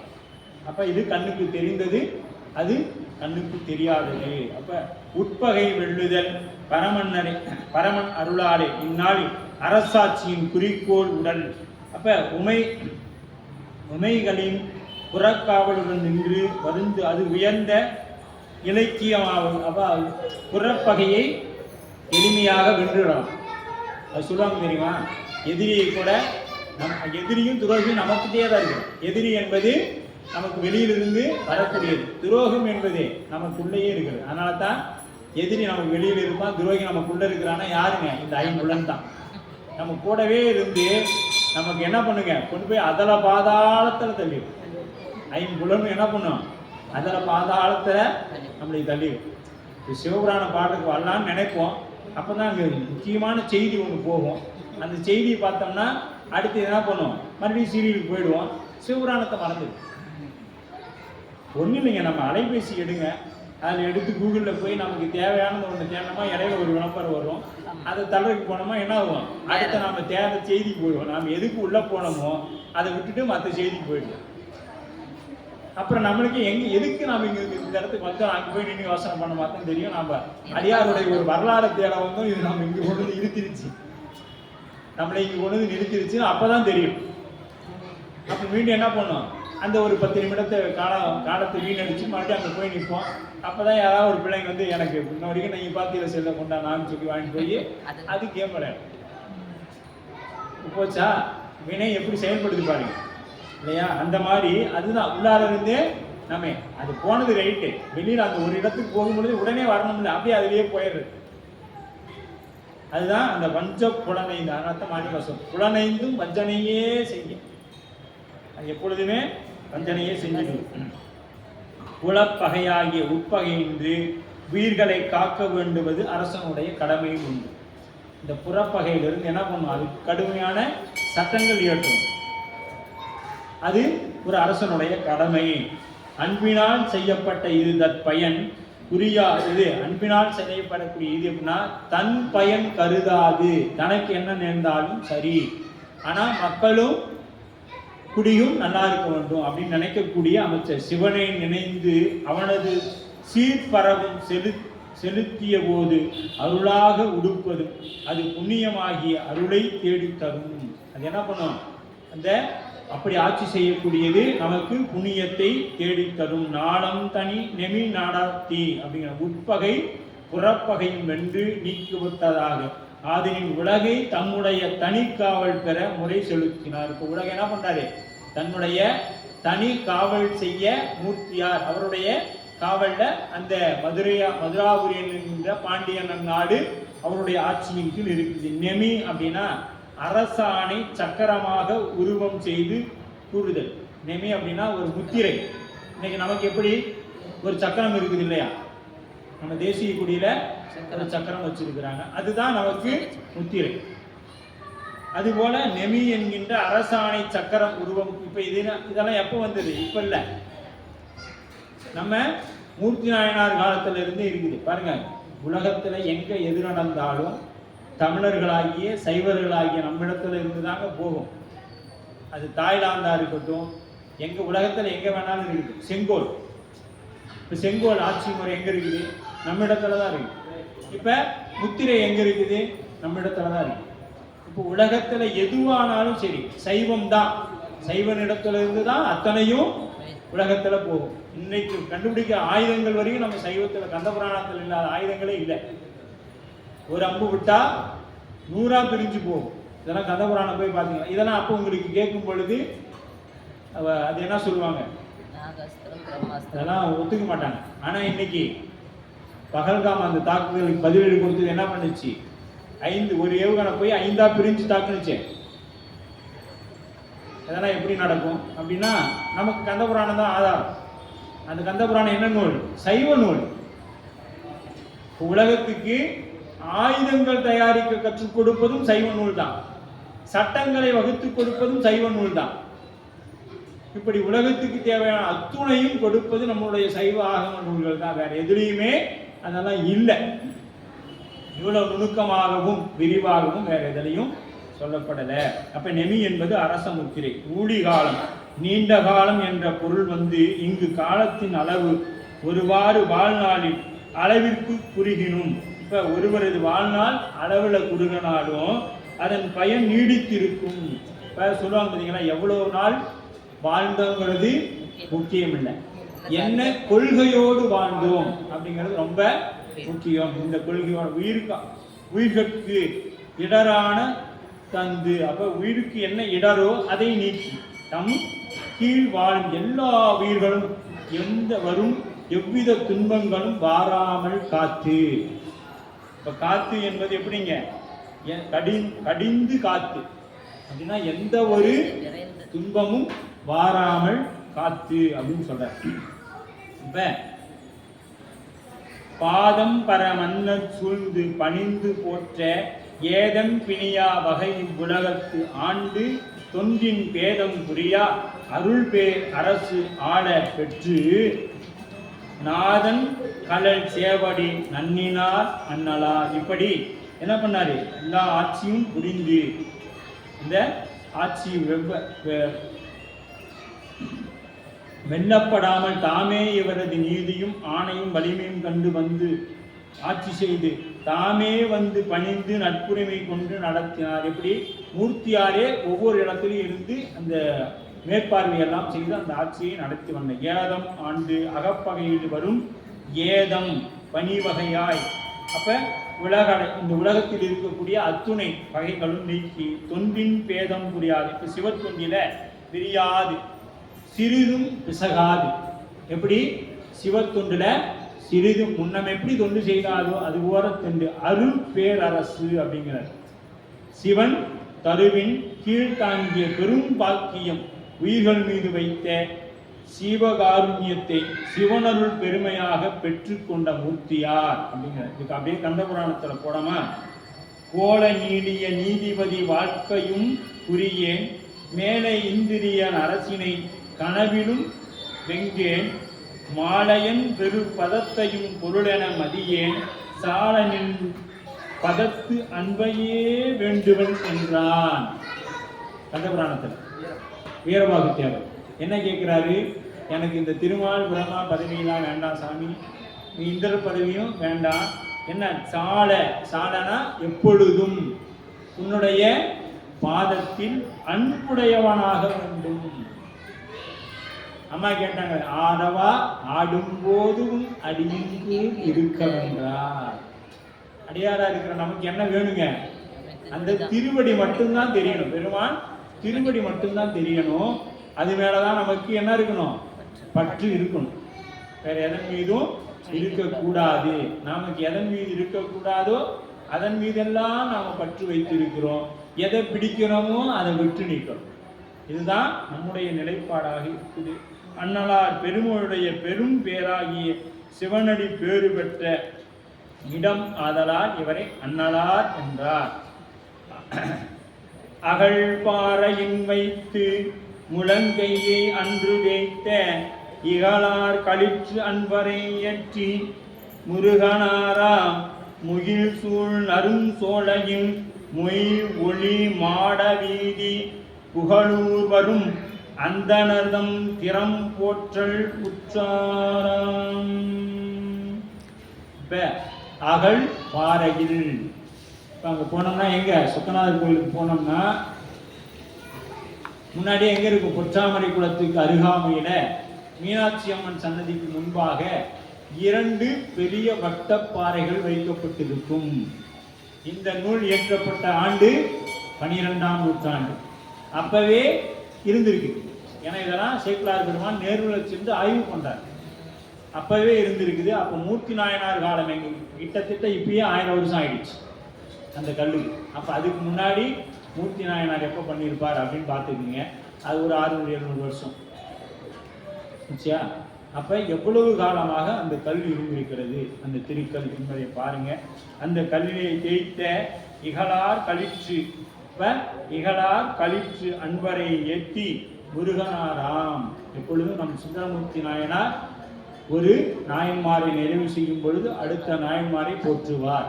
இவருடைய கருணை, இவருடைய திருவடியை பணிந்து வணங்கியதால் அந்த தவத்தினால் அடுத்த நாயன்மாரை போற்றுகின்ற வாய்ப்பு.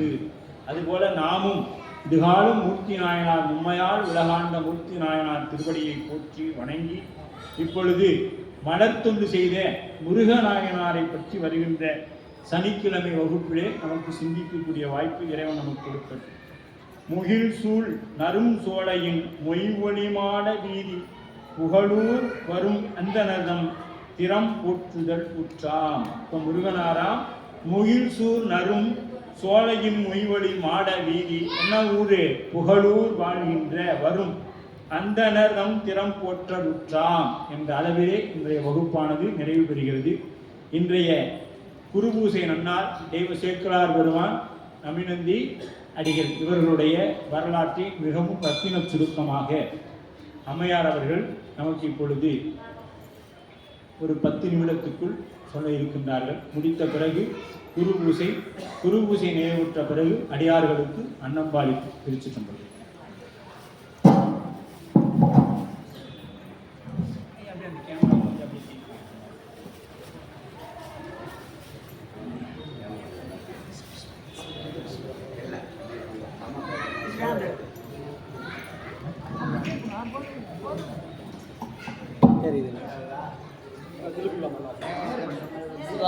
சிற்றம்பலம் தில்லையம்பலம் என்னாடுடைய சிவனே போற்றி, எந்நாட்டவர்க்கும் இறைவா போற்றி, ஏகம்பத்துரை எந்தாய் போற்றி, பாகம் பெண்ணூர் ஆனாய் போற்றி, காவாய் கனகத்திரளே போற்றி, கைலை மலையானே போற்றி போற்றி, ஆழ்திரும் தேவகிரி அம்மை உடனுரை அருள்மிகு கிருஷ்ண நஞ்சுண்டேஸ்வர பெருமான் மலடிகள் போற்றி போற்றி.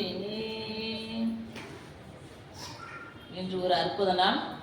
நாமெல்லாம் இதுகாரும் ஆசிரியர் ஐயாவோட திருவாக்கால் கேட்ட நூல் பெரிய புராணம். அந்த நூலை நமக்கு அருளி செய்த தெய்வ சேக்கிழார் பெருமானுடைய குரு பூஜை நாள். இந்த நாள் நம் வாழ்க்கையில் ரொம்ப முக்கியமான நாளாக நாம் சைவர்கள் வழிபட வேண்டிய நாள். இன்று வைகாசி மாதம் பூச நட்சத்திரம், சேக்கிழார் பெருமான் முக்தி அடைந்த திருநாள். நம்ம தெய்வம் அப்படிங்கிற அடைமொழி 2 பேருக்கு தான் கொடுக்கப்பட்டிருக்கு உலகத்திலேயே. ஒன்று தெய்வ புலவர் திருவள்ளுவர், 2வது தெய்வ சேக்கிழார் பெருமானுக்கு தான் இந்த சிறப்பு. ஏன்னா உலகமே போற்றக்கூடிய பொதுமறை திருக்குறள், அதுக்கு அடுத்தது நூலாக நம்ம நூல் நம்ம தெய்வ சேக்கிழார் பெருமானுக்கு தான் கொடுத்துருக்காங்க அந்த பட்டம். அப்படிப்பட்ட அந்த பெரிய நூலை அருளிய அந்த தெய்வ சேக்கிழார் பெருமானுடைய வரலாற்றை சிந்திக்கக்கூடிய வாய்ப்பு இந்த அடியனுக்கு ஐயா வழங்கியிருக்காங்க. சேக்கிழார் பெருமான் குன்றத்தூர் என்னும் தலத்தில் அவதாரம் செய்தார். அவர் வேளாளர் குலத்தில் தோன்றினார். சேக்கிழார் என்பது அவருடைய குடிப்பெயர். சே என்றால் எருது, எருதுனா காளை. கிழார் என்றால் உரிமை உடையவர்.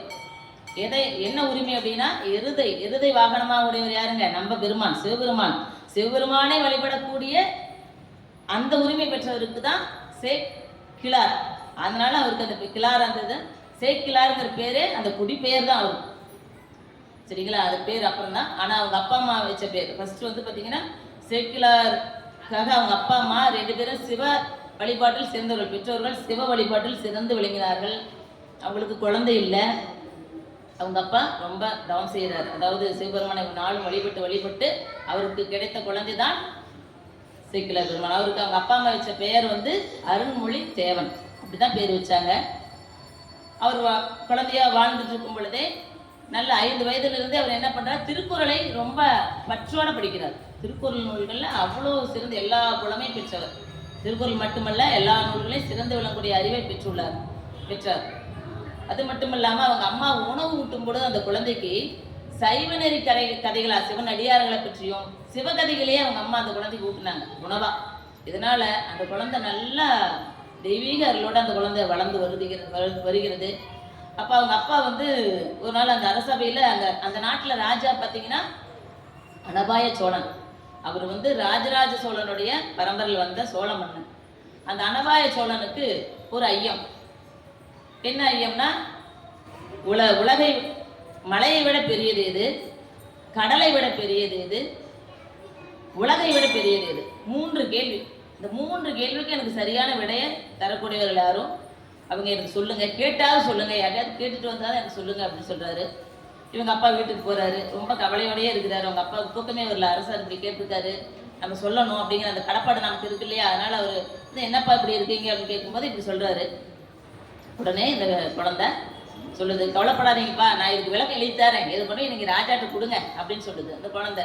சரி, நான் அவருக்கு போய் அதை எழுதி கொடுக்குது. அது போய் கொடுக்கும் பொழுது அது என்ன விளக்கம் அப்படின்னு பார்த்தீங்கன்னா, ஃபர்ஸ்ட் மலையை விட பெரியது எது? அந்த கேள்விக்கு பதில் சொல்றாரு. திருக்குறளையே எடுத்துக்கிட்டாரு. அதுல இருந்தால் உதாரணம் சொல்ல முடியுமே. எல்லா விஷயத்திலும் திருக்குறள் நமக்கு உதாரணம். அதனால அவர் அதிலேயே எடுத்து சொல்றாரு. நிலையும் தெரியாது அடங்கியான் தோற்றம் மலையனும் ஆன பெரியது. மலையை விட பெரியது எதுனா, தன்னுடைய நிலையிலிருந்து திரளாம எவ்வளவு பணம் வந்தாலும் சரி, நம்ம என்ன பண்ணக்கூடாதுங்க, அது எளிமை. நம்மளுடைய அந்த நிலையிலிருந்து மாறுபடக்கூடாது. நம்ம என்ன பண்றோம், கொஞ்ச நாள் பணம் வந்தாலும் அந்த பணத்தின் நம்ம அகங்காரமா ஆட ஆரம்பிச்சிடும்.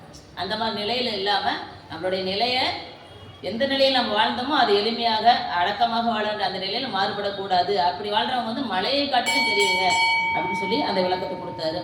அடுத்து கடலை விட பயன் தூக்கார் செய்த உதவி நயன் தூக்கி நன்மை கடலின் பெரிது. இந்த கடலை விட பெரியது எதுன்னு பார்த்தீங்கன்னா, நமக்கு ஒரு உதவி நம்ம ஒருத்தருக்கு உதவி செய்யறோம் அப்படின்னா எந்த பயனும் நம்ம எதிர்பார்க்க கூடாது. உதவி செய்யறோட தன்மை அப்படிதான் இருக்கணும். இவங்க இது கொடுத்தா நமக்கு இது தருவாங்க அப்படின்னா அது உதவி கிடையாது. அப்படிப்பட்டவங்களுடைய அந்த பண்பு பார்த்தீங்கன்னா இந்த கடலை விட பெரியது அப்படின்னு சொல்லி அதுல விளக்கம் எழுதியிருக்கார். 3வது உலகை விட பெரியது. இந்த உலகத்தை விட பெருசாக இருக்கா? இருக்கு. என்ன அப்படின்னா, காலத்தினால் செய்த நன்றி சிறிதெனினும் ஞானத்தின் மான பெரியது. ஒரு உரிய காலத்துல ஒருத்தர் ஒரு உதவி செய்தாங்கன்னா அந்த உதவி தான் இந்த உலகத்தோட பெருசா இருக்கும். அதை விட பெருசு எதுவுமே இந்த உலகத்தில் இல்லை அப்படின்னு சொல்லுவாங்க. இந்த 3 கருத்துக்களும் அந்த மன்னனுக்கு அவ்வளோ அருமையா பிடிச்சிருச்சு. இதுதான் சரியான விளக்கம். இதை கொடுத்தவர் யாருங்கும் போது தன்னுடைய மகனை சொல்றாரு. அப்புறம் அந்த மகனை ஒரு கொஞ்ச நாள் அப்படியே வளர்றாரு. அந்த எல்லா கல்வி வேள்வி எல்லாத்துலையும் சிறந்து விளங்குறாரு தெய்வ சேக்கிலார் பெருமான். உரிய காலம் வரும் பொழுது அந்த நாட்டுக்கு அமைச்சர் தேவைப்பட்டாங்க. அப்ப அனபாய சோழன் சக்கரவர்த்தி என்ன பண்ணாரு, இவரையே தன்னுடைய அமைச்சராக்கி கொண்டார். சேக்கிலார் பெருமான் அமைச்சராகிட்டு அப்ப அந்த அமைச்சராக்கும் போது அவர் கொடுத்த பெயர் வந்து உத்தம சோழ பல்லவராயன் பட்டம். அந்த பேர் தான் கொடுத்து அவரை அமைச்சராக்கி கொண்டார். இப்படி அமைச்சராக இருக்கும் பொழுது அவர் என்ன பண்றாரு, தன்னுடைய நாட்டுக்காக ஒவ்வொரு ஊரா போய் அந்த குறைகள்லாம் கேட்டு தன்னுடைய அமைச்சர் பதவியை அற்புதமா செய்து கொண்டிருக்கார். அந்த நாளில் ஒரு நாள் மன்னன் வந்து அந்த நாட்டில் வந்து அப்போ போரெல்லாம் கிடையாது, அல்ல அமைதியான வாழக்கூடிய சூழ்நிலையில தான் அவங்க இருக்காங்க. அந்த மக்களும் மன்னனும் கேளிக்கையில அதிகம் ஈடுபட்டாங்க. அவங்க மன்னர் ஆட்சியில பார்த்தீங்கன்னா கேளிக்கையில் தான் அதிகமாக இருக்குங்கிற மாதிரி மன்னன் வந்து சீவக சிந்தாமணி அப்படிங்கிற சமண நூலை எடுத்து படிக்கிறார். அவர் அப்படி படிக்கும்போது மக்களும் அதுதான் நூல் நமக்கு அப்படின்னு சொல்லிட்டு அவங்களாம் அந்த நூலையே மூழ்கி அதில் இருக்கிற அந்த இன்பத்தை அனுபவிக்கணும். சீவக சிந்தாமணி வந்து காம நூல் அதான் மனநூல். சீவகன் வந்து ஒவ்வொரு ஊருக்கு போவான், ஒரு பெண்ணை மணப்பான், இதுதான் அவனுடைய கதை. அந்த கதையின்படி இந்த மக்களும் வாழ ஆரம்பிச்சிட்டாங்க. இதையெல்லாம் பார்த்து ஒரு மனம் கலங்கி நிற்கிறார். நம்ம நாயன்மார்கள்லாம் எப்படிப்பட்டவங்க, அந்த வழியில வந்த நாம் இப்படியெல்லாம் இருக்குமே, நம்ம மன்னனை திருத்தணும். முதல்ல மன்னனை திருத்திட்டா மக்களும் அந்த வழி வந்துருவாங்க இல்லையா? அதனால அவர் என்ன பண்றாரு, ஒரு நாள் எப்படி சொல்றது அப்படின்னு சொல்லி யோசனை பண்ணிட்டு இருக்காரு. தக்க நேரம் வருது. ஒரு நாள் மன்னன் வந்து இந்த சிவகிருஷ்ணன் நூலை படிச்சுட்டு ரொம்ப வியந்து இவர்கிட்ட, பாருங்க இது எவ்வளவு அழகா அற்புதமான வரிகளா இருக்கு அப்படின்னு சொல்லி சொல்றாரு. மன்னா, இது அவக்கதை மன்னா, இதை விட சிறந்த நூலெல்லாம் இருக்குது மன்னா, சிவகதை இருக்குது உங்களுக்கு தெரியுமா அப்படின்னு கேட்கிறாரு. சிவகதையா? சிவகதைன்னா என்னப்பா, அப்படி ஒரு நூல் இருக்கா? அந்த நூல் எழுதுனது யார், எங்க இருக்குது சொல்லு அப்படின்னு கேட்கிறாரு. ஒண்ணும் இல்லைங்க, நம்ம ஊர்ல வாழ்ந்த நாயன்மார்கள் தான், அவங்களுடைய கதை தான் சிவகதை. சிவனையே அவங்க பற்றி நின்றாங்க, அந்த கதை தான் நம்மளைய இந்த பிறவியிலிருந்து நம்மளை காப்பாற்றும், அந்த கதை இருக்கு அப்படின்னு சொல்லும் பொழுது, அந்த நூல் இருந்தா சொல்லுங்க, கொடுங்க, நான் படிக்கிறேன் அப்படின்னு கேட்கிறாரு. நூல் இல்லை இங்க அரசரே, இனி நீங்க வாய்ப்பு கொடுத்தீங்கன்னா, அடியன் வந்து எழுதுறதுக்கு ஒரு வாய்ப்பு கொடுத்தீங்கன்னா நான் எழுதி தரேன் அப்படின்னு சொல்றாரு. அப்புறம் சரி அப்படியே நீங்க உடனே இன்னைக்கே செய்யுங்க அப்படிங்கிறாரு. சரி, இவரு என்ன பண்றாரு, இவர் ஏற்கனவே என்ன பண்ணாரு, அமைச்சரா இருக்கும்போது, அமைச்சரா மட்டும் இல்லைங்க, ஊருக்கு போனாருன்னா ஒரு ஊர்ல 3-4 நாள் தங்குவார். அதான் அந்த ஊர்ல நாயன்மார்கள் பிறந்திருந்தா அந்த ஊர்லயே தங்கிடுவார். தங்கி அந்த கோயில் போவாரு, அவங்க ஊரு, அவங்க பரம்பரை எல்லாத்தையும், கல்வெட்டுகள், சிப்படிகள், அங்க இருக்கிற ஆலயத்தில் இருக்கிற அத்தனையும் எடுத்து அவர் குறிப்பெடுத்துட்டு வந்தார். இன்னைக்கு நம்ம பெரிய புராணம் படிக்கிறோம்னா அது சும்மா எல்லாம் சொல்லவே கூடாது, சான்றோட அவர் பதிவிட்டிருக்காரு. ஒவ்வொரு கோயிலையும் சரி, அந்த வாழ்ந்த மனிதர்களையும் சரி தொடர்பு கொண்டு அவர் தொகுத்து வைத்தது தான் அந்த புராணங்கள், நம்ம படிக்கக்கூடிய புராணம். அப்படி தொகுத்து வச்சிருந்தாரு. இன்னைக்கு அரசன் வாய்ப்பு கொடுத்தனையும் உடனே என்ன பண்றாரு, உடனே தில்லைக்கு போறாங்க. சாமி அரசரே, தில்லையில தான் தில்லை பெருமான்கிட்ட தான் எனக்கு அங்க என்னுடைய ஆன்மா, அங்கதான் நான் இந்த நூலை செய்யணும்னு விரும்புறேன் அப்படிங்கிறாரு. உடனே அவர் வந்து அவருக்கு வாய்ப்பு கொடுத்து பொண்ணும் பொருளும் கொடுத்து அனுப்பிச்சுட்டாரு. பொண்ணும் பொருள் எல்லாம் அவர் போகிறதுக்கான வாய்ப்புகளை ஏற்படுத்தி கொடுக்குறாரு. அங்கே போய் தில்லை பெருமான் முன்னாடி அவர் வணங்கி சாமிகிட்டே வேண்டிக்கிறாரு. அப்போ தில்லைவாழ் அந்தணர்கள் எல்லாம் இவரை அந்த ஆயிரங்கால் மண்டபத்தில் அமர வைத்து பட்டு துணி விரித்து அவருக்கு வேண்டிய அந்த வசதிகள்லாம் செய்து இருக்கையெல்லாம் செய்து கொடுத்து, நீங்கள் இந்த நூலை அருளுக அப்படின்னு சொல்கிறாங்க. சாமி முன்னாடி நின்று கும்பிடும் பொழுது என்ன எனக்கு தெரியாது அப்படின்னு நிற்கிறாரு. அப்போ சாமியே அந்த வரி எடுத்து கொடுக்குறாங்க. முதல் வரி, உலகெல்லாம் உணர்ந்து ஓதற்கரியவன், உலகெல்லாம்ங்கிற ஒரு சொல் எடுத்து கொடுக்குறாரு, ஒரு வார்த்தையை எடுத்து கொடுக்குறாரு. இந்த வார்த்தையே பட்டுதான் பிடித்து கொண்டு அவர் அப்படியே சிவ பிளம்பா அப்படியே உட்காந்து அந்த நூலை எல்லாருக்கும் சொல்றாரு. சொல்லி எல்லாம் கேட்டு அந்த நூலை ஆரம்பிச்ச நாள் பார்த்தீங்கன்னா திருஞான சம்பந்தர் பெருமான் அவதாரம் செய்த சித்திரை திருநாள், திருவாதிரை திருநாள்ல ஆரம்பிக்கிறாரு. சித்திரை திருவாதிரை திருநாள்ல ஆரம்பிக்கிறாரு. அதே மாதிரி முடிக்கிற நாளும் சித்திரை திருவாதிரை நாள்ல ஆரம்பிக்கிறார். ஒரு ஆண்டு எடுத்துக்கிறாரு இந்த நூல் படைப்பதற்காக. எடுத்துக்கொண்டு அற்புதமாக நூலை செய்கிறார். இதுக்குள்ள இந்த அரசனுக்கு ரொம்ப தாங்க முடியல, குட்டி போட்ட புண்ணியான தவிக்கிறார். அவர் முடிச்சிட்டார பார்த்துட்டு வாங்க, ஆளை அனுப்பிச்சுட்டே இருக்கிறாரு. நூல் முடிய தருவாரி வந்துச்சுன்னு அவர் தாங்க முடியாம ஓடி வந்துடுறாரு. அங்கிருந்து படைபரிவாரங்களோட ஓடி வர்றாரு. வரும் பொழுது வந்து பார்த்தா இவருடைய தோற்றமெல்லாம் பார்த்தீங்கன்னா அமைச்சராக இருந்த கோலம் எப்படி இருக்கும், இங்கே துறவு கோலத்தில் அவர் உட்காந்து இப்படி சிவமாவே ஜொலிக்கிறார். உடம்பெல்லாம் அப்படி தேஜஸ் நெருப்பாட்டம் இருக்கு. இதை பார்த்தோன்னே மன்னனே அவரை விழுந்து வணங்குறாரு. அங்கிருந்து வந்த பெருமான் அரசர் இவர் திருவடியில் விழுந்து வணங்க, இவரு வணங்க, 2 பேரும் மகிழ்ந்து தில்லை பெருமான கூத்த பெருமானை தரிசித்து, அப்போ சாமி சொல்றாரு, அந்த வசதியா தில்லை கூத்த பெருமான சொல்றாரு, இந்த நூல் வந்து திருத்தொண்ட புராணம், இந்த புராணத்தை எல்லாரும் கேட்டு மகிழ்வீராக, யாம் அடி எடுத்து கொடுக்க இந்த நூல் செய்யப்பட்டது, எல்லாரும் கேளுங்க அப்படின்னு சொல்றாங்க. சாமி என்ன பண்ணாரு, அங்கேயே அவருக்கு ஆசனமிட்டு அந்த நூல்களை எல்லா நாட்டில் இருக்க எல்லாருக்கும் அனுப்பிச்சு வாழை அனுப்புகிறார். எல்லாம் வாங்க, இந்த நாளில் இந்த புராணம் அரங்கேற்றம் செய்யப்படுகிறது. ஒரு நூலில் என்ன பண்ணுங்க, அரங்கேற்றம் செய்யணும். அது அங்கேயே அரங்கேற்றம் செய்யப்படுவதாக மன்னர் எல்லாருக்கும் ஓலை அனுப்புகிறாரு. எல்லாரும் வராங்க, இசையில் வல்லுநர் வராங்க. ஏன்னா சேக்கிழார் பெருமான் எல்லாத்துலேயும் வல்லுநர் இல்லையா, எல்லா வல்லுநரும் வந்து இந்த பாடத்தை கேட்டு இப்படிப்பட்ட நூலை நாங்கள் பார்த்ததில் எல்லாம் அழுகுறாங்க, சிவபெருமான் துதிக்கிறாங்க. அந்த நூலை கேட்க எல்லாம் தாரதாரே தண்ணீர் துடி. ஏன்னா நாயன்மார்கள் சாதாரணவர்கள் இல்லை, அவங்களுடைய புராணங்கள் எல்லாம் கேட்டு உள்ளம் முருகி நிற்க சாமியே வந்து அவங்களுக்கு வந்து அவர்களுக்கு தொண்டர் சீர் பரவுவார் அப்படின்னு மன்னரே அவருக்கு ஒரு பட்டமும் கொடுக்குறாரு. கொடுத்து இந்த புராணம் திருத்தொண்டர் புராணமாக அரங்கேற்றம் செய்யப்பட்டு இன்று நம்ம திருவாக்கால் கேட்டு நம்ம பிரிவுகிற வாய்ப்பு நம்மளுடைய வந்து தெய்வ சேக்கிழார் பெருமான் மலரடிகள் போற்றி போற்றி உள்ளம் மூங்கிட அடியார் அவர் வான்புகள் விடவே உலகிலும்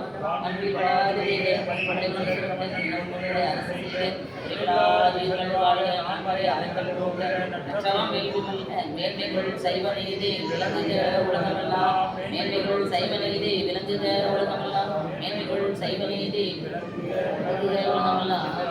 சேக்கலார் பெருமான் திருவடிகள் போற்றி போற்றி தேவகிரி அம்மை உணரவன் நஞ்சுண்டேஸ்வர பெருமான் மலரடிகள் போற்றி போற்றி நஞ்சுண்டா நீலகண்டா நஞ்சுண்டா நீலகண்டா நீலகண்டா நஞ்சுண்டா நீலகண்டா நஞ்சுண்டா சிற்றம்பலம். திருச்சிற்றம்பலம்.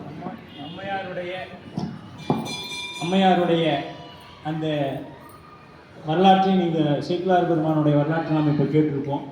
வருங்காலங்களில் ஒவ்வொருவரும் இந்த மாதிரி அவரவருடைய அடியார் புராணத்தை சொல்வதற்கு தயாராக வேண்டும். இந்த இன்னும் ஒரு 8 ஆண்டு காலம் 9 ஆண்டு காலம் ஆகும். அதற்குள்ளே சுவாமி யாரை வைத்திருப்பாருங்கிறது நமக்கு அந்த கணக்கு தெரியாது. ஆனால் இந்த புராணமானது நிற்காமல் நடைபெற வேண்டும். அடியே தெய்வ சேக்கலார் பெருமான் குருபூசை நன்னாளிலே ஒரு மகிழ்ச்சியான தருணம் என்று தான் சொல்ல வேண்டும். ஏனென்றால் நமக்கு நிறைவு நாள் வந்தாலும் நமக்கு பிறகு புராணம் சொல்வதற்கு சுவாமி ஒரு சார்பாக கொடுத்திருக்கின்றார். இதுபோல எல்லாரும் ஒவ்வொருத்தரும் சொல்லணுங்கிறது அடியனோட ஆசை, நோக்கமும் அதுவாகத்தான் இருக்கிறது. நீங்கள் ஒவ்வொருவரும் பெரிய புராணத்தை நம்மால் இயன்ற அளவு மற்றவரிடத்தில் கொண்டு போய் சேர்க்கணும். அவங்க முதல்ல கொஞ்சம் தடுமாறினாங்க. 2 வகுப்பாக இப்போ நாம் பேச வைக்கிறதுனால அம்மா இன்று நல்ல குறிப்பெடுத்து வந்து அழகாக இன்னும் நேரம் கொடுத்துருந்தா தெய்வ சேக்கலார் பெருமானை பற்றி இன்னும் நிறைய செய்திகள் நமக்கு சொல்லியிருப்பாங்க. ஏன்னா அவங்க பல இடத்துல வகுப்பு கேட்குறாங்க. அதுபோல் நம்ம மாணவர்கள் ஒவ்வொருவரும் எந்த இடத்தில் வள்ளல் என்று எத்தனை முறை சேக்கலார் பெருமான் சொல்லியிருக்கிறார், உலகலாம் என்று யார் புராணத்தில் சொல்லப்பட்டிருக்கிறது, யாரெல்லாம் துறவு, யாரெல்லாம் மனைவியோடு இறைவன் திருவடி அடைந்தாங்க என்ற ஒரு ஆய்வெல்லாம் செய்து நீங்களே ஒரு கலந்துரையாடல் வெகு விரைவில் நாம் வைக்க போகிறோம். அதற்கு தயார் செய்து கொள்ளுங்கள். ஒவ்வொருத்தரும் இங்கே யாரும் பெரியவங்க கிடையாது, யாரும் சின்னவங்க கிடையாது, எல்லாரும் சமம் என்பதை நமது திருக்கூட்டம் நாம் கையாள வேண்டும் என்பது அடியனோட அவா. ஆக இந்த புராணம் நிற்காமல் நாம் நடைபெறுவதற்கு இறைவன் அடுத்தடுத்து ஒருவரை தயார் செய்து கொண்டே இருக்க வேண்டும். ஒவ்வொருத்தரும் தனித்தனியாக புராணம் சொல்வதற்கு தயாராகிக்கணும். நீங்கள் பாடல் சொல்லி தான் சொல்லணும்னு இல்லை. இப்போ அம்மா சொன்ன மாதிரி கதையாகவும் நாம் சொல்வதற்கு தயாராக வேண்டும் என்று இந்த நல்ல வேளையிலே தெய்வ சேக்கலார் பெருமான் திருவடிகளை மீண்டும் பல முறையால் வணங்கி இப்பொழுது திருவோசையில் கலந்து கொள்ளலாம் என்று உங்கள் திருவடியை விண்ணப்பிக்கின்றோம். பிரிச்சுக்கொண்டோம். ஐயா, இது ஆஃப் பண்ணிட்டுங்களா?